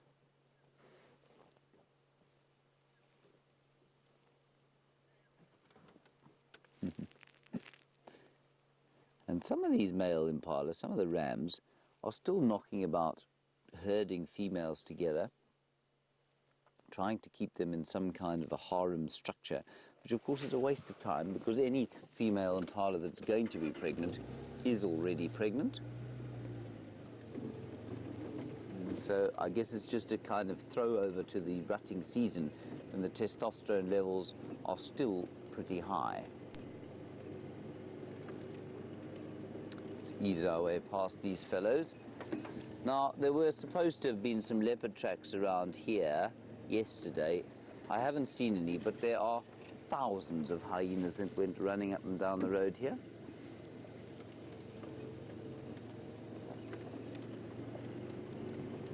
We'll just ease our way past these very confiding impalas. And we'll go down towards the Arathusa Dam, I think, and then head back to Djuma from there. A couple of elephant tracks around.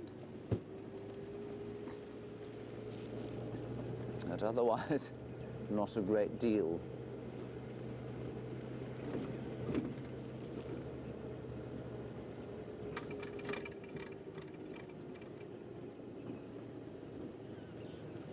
I feel like I've just had something read to me in English that isn't in English. Kirsten, I've either gone mad or I'm not following the question. Can you go again with that? Ellen, you've asked a question. Sounds like a good one.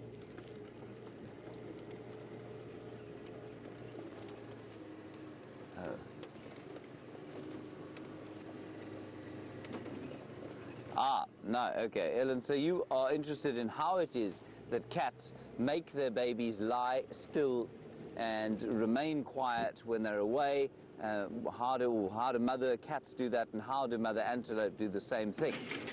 Well, in the case of the cats, well, I think in the case of all of them, I think it's almost entirely instinctual. When mum's not around, you're afraid, and so you shut up and you just lie down in a bush.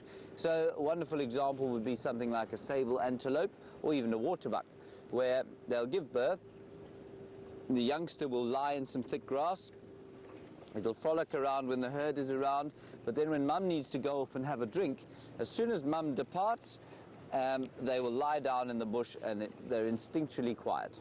I believe it's completely instinctual. And the same thing happens with the cats. They'll frolic around when the mother lions are around.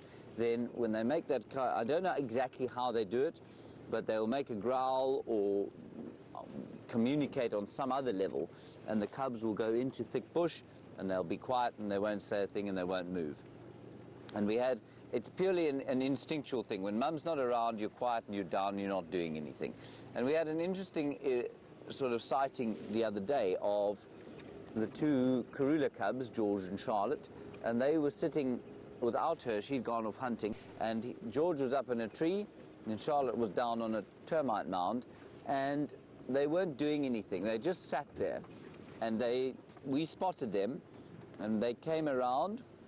At least they didn't move until George knew he'd been spotted, because he could see us, and then he could see us looking at him, and he became a little bit uncomfortable, and so he came down out of the tree and hid. And she didn't think we'd seen her. She was sitting on the top of a termite mound basking in the sun. It was the most wonderful little sighting. And she just lay there in the sun enjoying herself, but she wouldn't go and play with her brother, and they wouldn't sort of play together and frolic about the place without the mother there. And that's purely an instinctual response to feeling unsafe without their mum there. So Ellen, I would say it's almost entirely instinctual, and what the specific sign is that a mother gives to her youngster, I don't know. There I go again, Liam, saying I don't know. Did you notice that? I don't even know. No. You've stopped listening to me, haven't you? Yeah. Liam has stopped listening, everybody. He's just driving along, enjoying his Sunday morning, enjoying the great blue skies above our heads. All right, let's go across to Byron, get an update from him. I'm going to head towards the water with a bit of speed.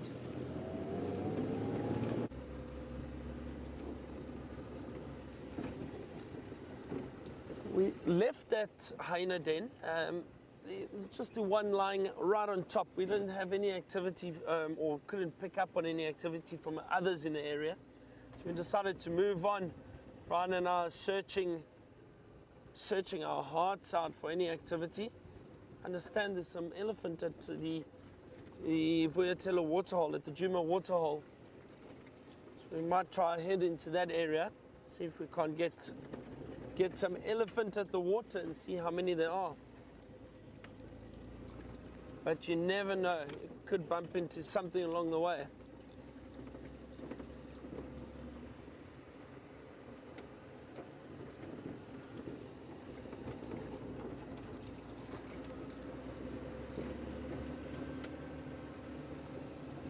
Really nice and warm now, so I'm thinking that start getting a lot more activity from animals, moving around a lot more, maybe heading down towards water.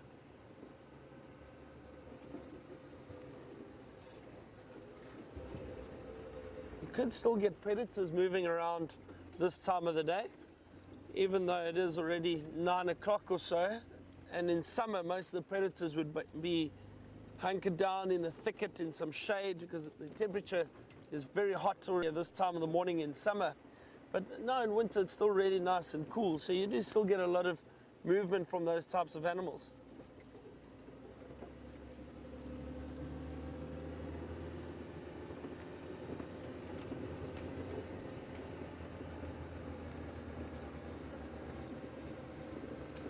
So Brandon in Ohio has asked, what is the best sighting I've ever had as a guide in my career? Brandon, it's such a difficult question to answer.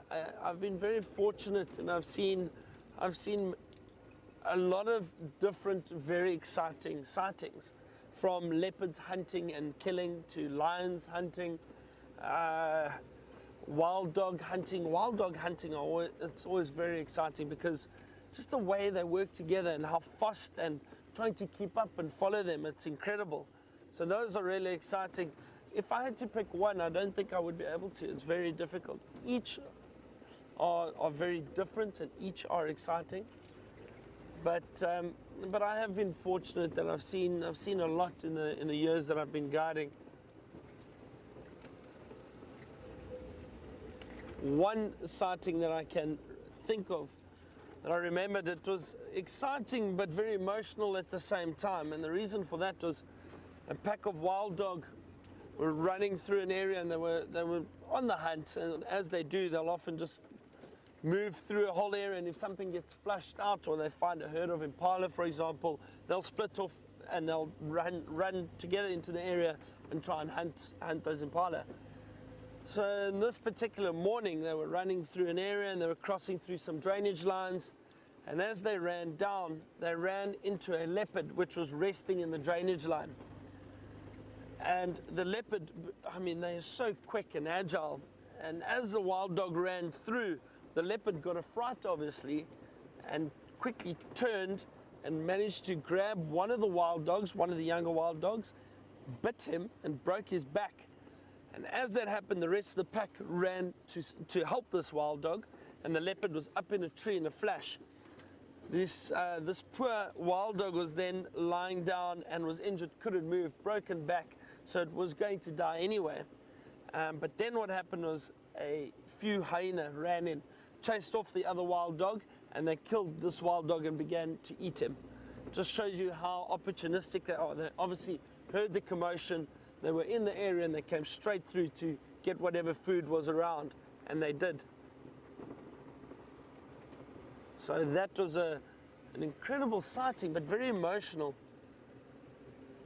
Very emotional, and it's very difficult to see at times.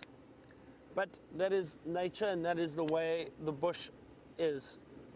While I head towards the waterhole, James has got some more warthog for you.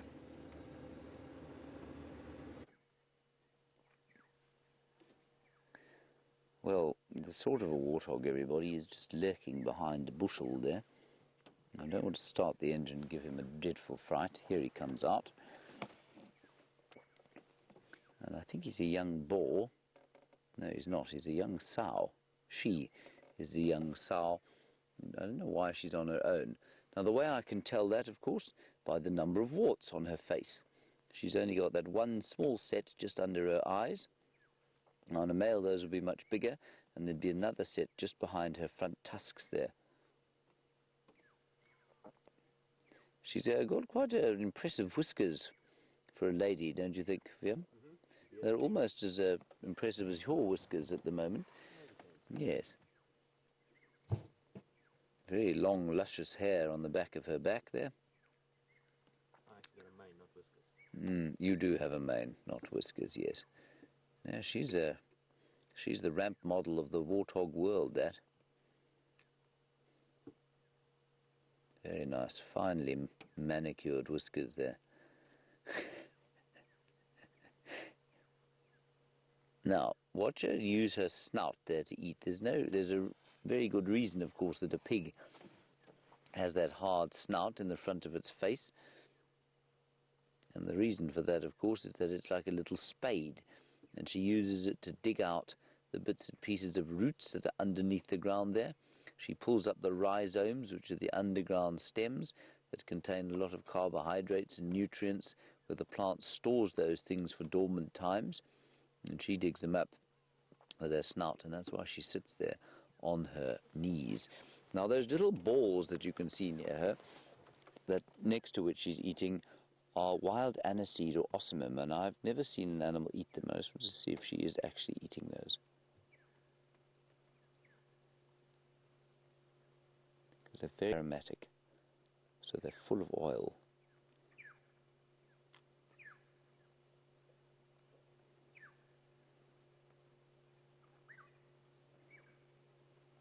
No, she's just eating grass.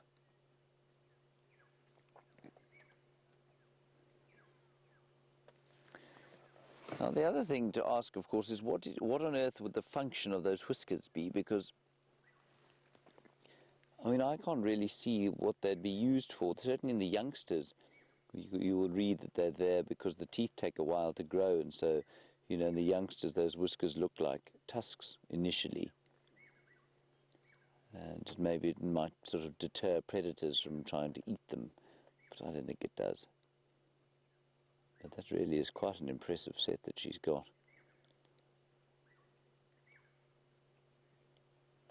Look at her digging there with her snout. That's wonderful. All right, let's head across to Byron. Byron has also got something with quite a long snout. Much longer than this one, though.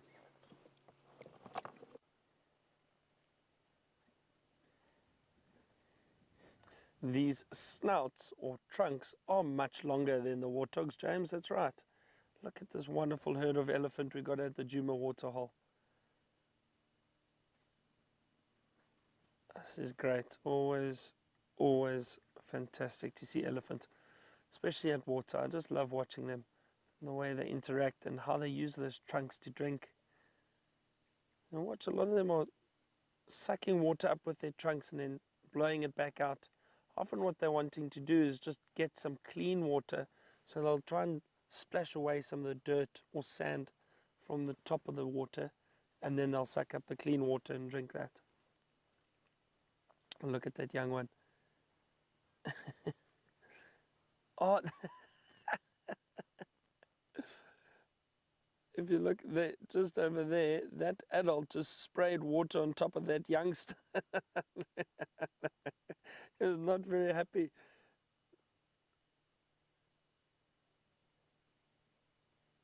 That is very interesting. I wonder why it did that.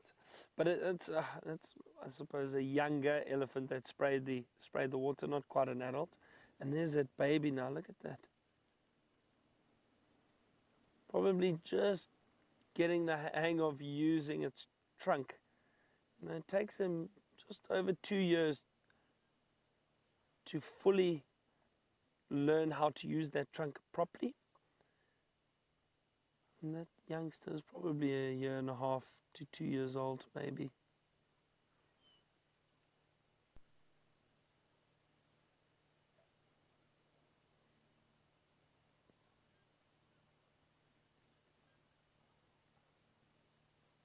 Oh, that's wonderful. So peaceful here. And these elephants just seem to be enjoying standing in the sun, warming up. They've got water right here, just resting a little bit before they decide to move on and feed for the day. They most likely may go past some water again later this afternoon. Elephants do need to drink a lot of water, so they will occasionally go past water 2 or 3 times a day, especially when it is a lot drier. Look at that. Looks almost like that one is trying to scratch the top of its mouth. Do you see that? Possibly a few tusks that are coming through there, and you know, usually get these little tusks from about 3-4 years. You start seeing these tusks pushing through. I think maybe it's getting a bit itchy for that little one and scratching the top of its mouth. That's where the tusks will come through. But you can see it's still learning, it's still exploring and working out how this trunk works.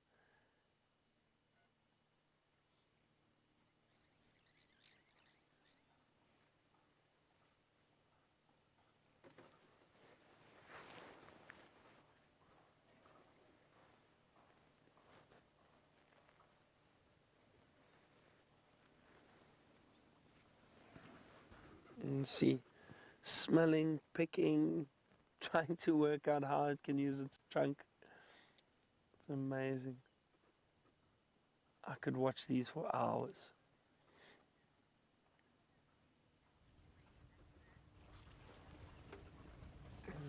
Justin has asked us a question about how much a baby elephant weighs at birth. Now, Justin, if I remember correctly, I think it's between 40 and 80 kilograms at birth. Let me just double check here for you quickly. which is very heavy for a young elephant. I'm almost certain. No, it can actually be even more than that. So 80 to 120 kilograms at birth, which is, what is that, 240, 250 pounds at birth. Hope my equation is correct. I think that's about right. But yeah, about 120 kilograms, 100 to 120 kilograms at birth. That's a very large calf.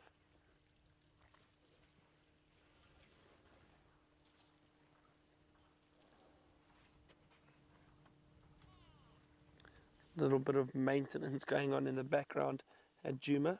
I'm just fixing a roof or two. You can hear a few hammers being knocked.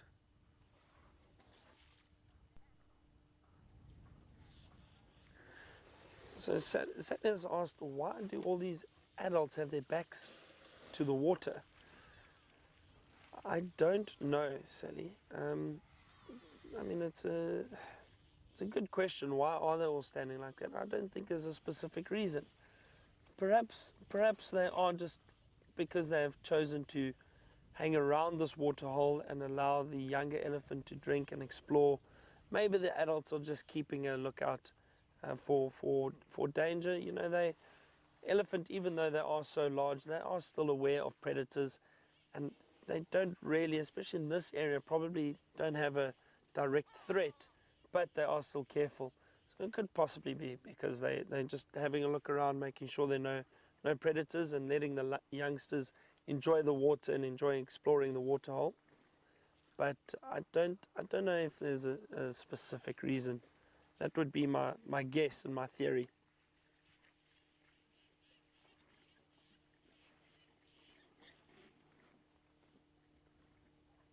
And that one's putting its mouth over the stump.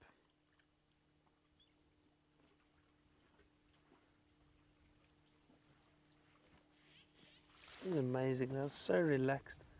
There's one off to the left, just on the left of the waterhole. You'll see it's dust bathing. Have a look at that one right there. Picking up sand with its trunk and throwing it on its back. The reason they do that is often to protect the skin. Get rid of some of the flies or insects that might be sitting on the back, and also to cool it down and protect the skin from the sun, from the harsh sun during the day.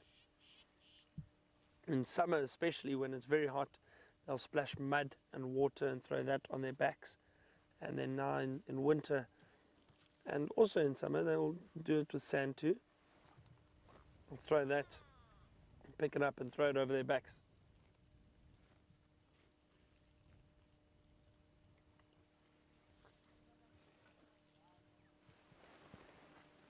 There we go, look at that.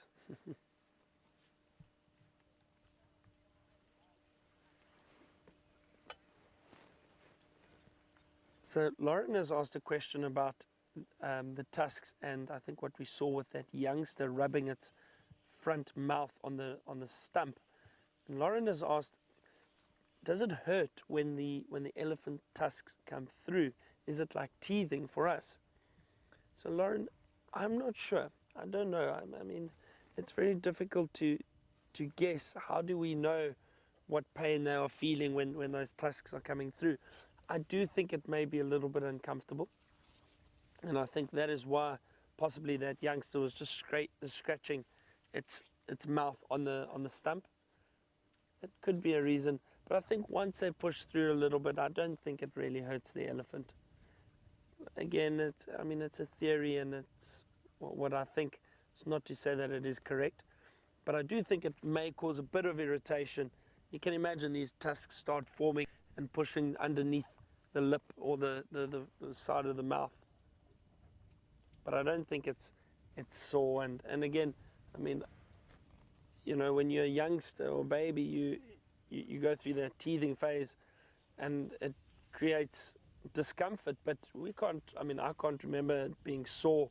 It was too young, so I think it's similar with some of these animals. Probably causes a bit of discomfort, but I think they handle it a lot better than what we would.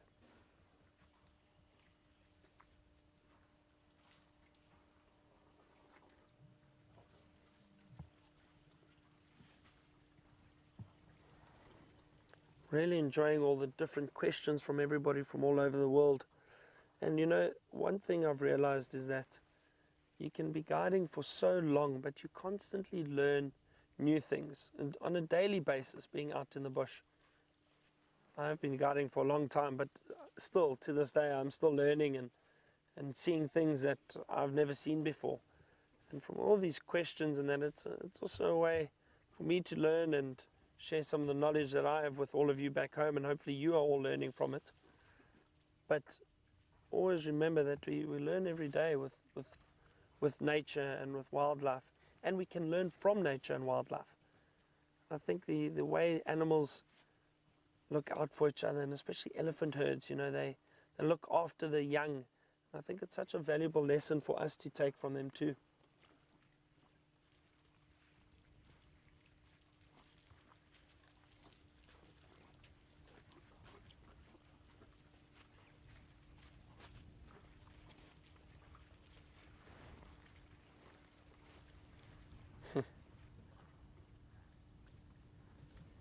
A lot of dust being kicked up by those elephants as they move down the embankment over there.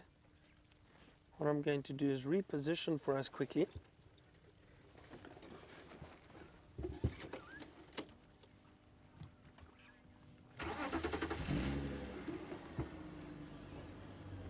So a question we have received from X-Blade would like to know, is the elephant skin stronger than rhino skin, or is it the other way around? Is rhino skin stronger than elephant skin or hide? So X-Blade, I'm not sure, and I'll tell you why. I've only felt rhino hide and rhino skin. It's very, very thick, very, very tough. But elephant hide is also very thick and tough. I do think, however, that a rhino hide is a little bit thicker and a little bit stronger than elephant. Elephants do have a lot of folds within their hide. You can't really see it at the moment, but if you get really up close to an elephant, you can see little folds in the skin and that. And I think the skin of an elephant is a little bit more sensitive than that of a rhino. See how quickly they all decided, right, that's enough. Had enough water, time to move on. The whole herd moves together.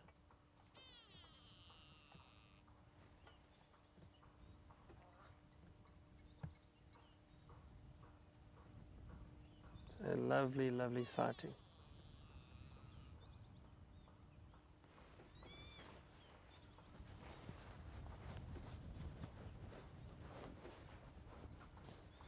Great go-away birds coming down to drink at the waterhole. Flown off there now. Look at those ellies. It's interesting. They know, I mean, I think they know these areas so well. They know where the water is. They know where they're going. Now they're heading off to go and feed for the day. You know, elephants have to constantly feed. They feed for most of the day. You need a lot of fuel to keep those big animals going. And as I mentioned earlier, I'm sure later on during the day they may go and find another waterhole and go and drink.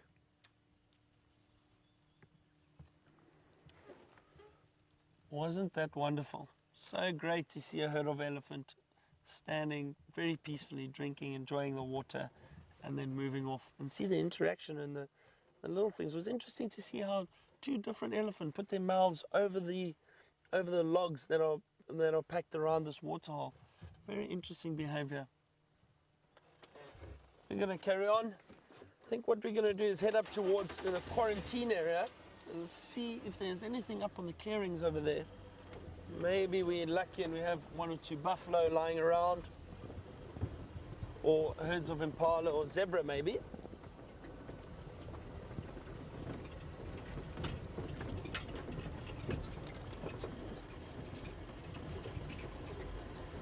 There's some impala ahead of us.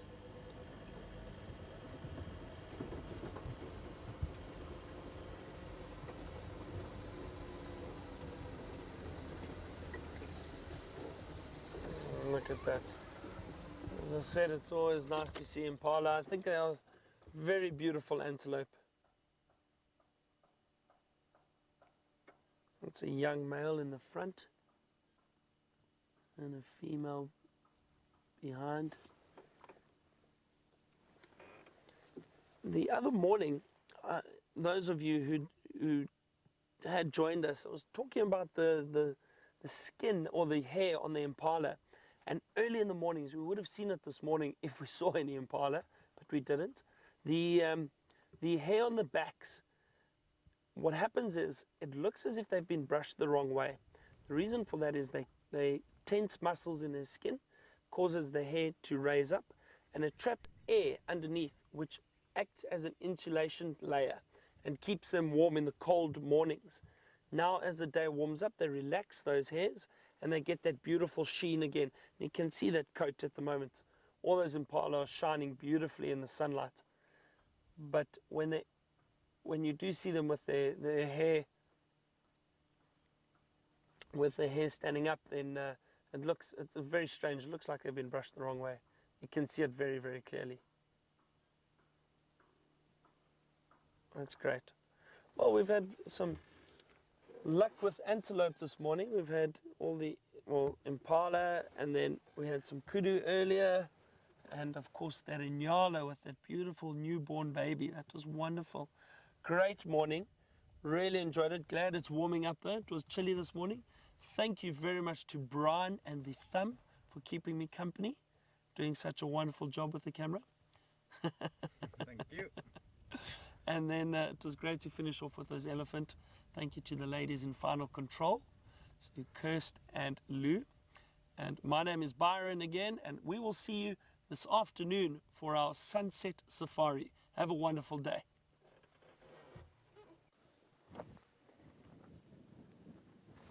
Hello everybody, I'm standing here on a termite mound, surveying the domain where we have driven around today and failed to find any leopards.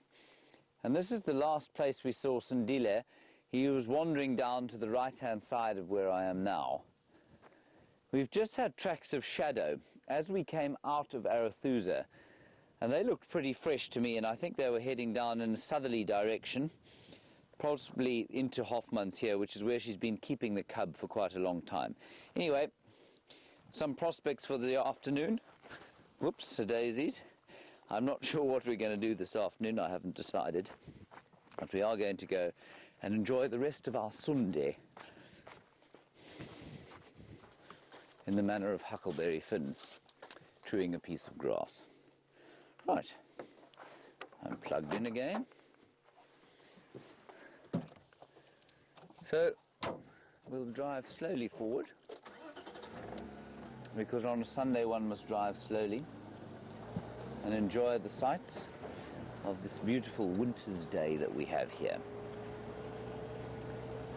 I'm glad Byron managed to find those elephants. It was looking a little bleak at one stage, but starting to look better now. And prospects for the morning, at least for the afternoon, very good. All right, everybody, that's going to be it from us. Thank you, VM, for your efforts. Well done, good job.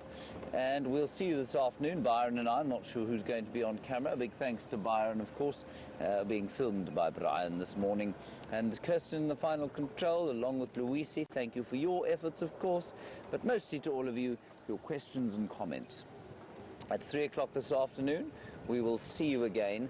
Until then, stay safe and happy, and be merry.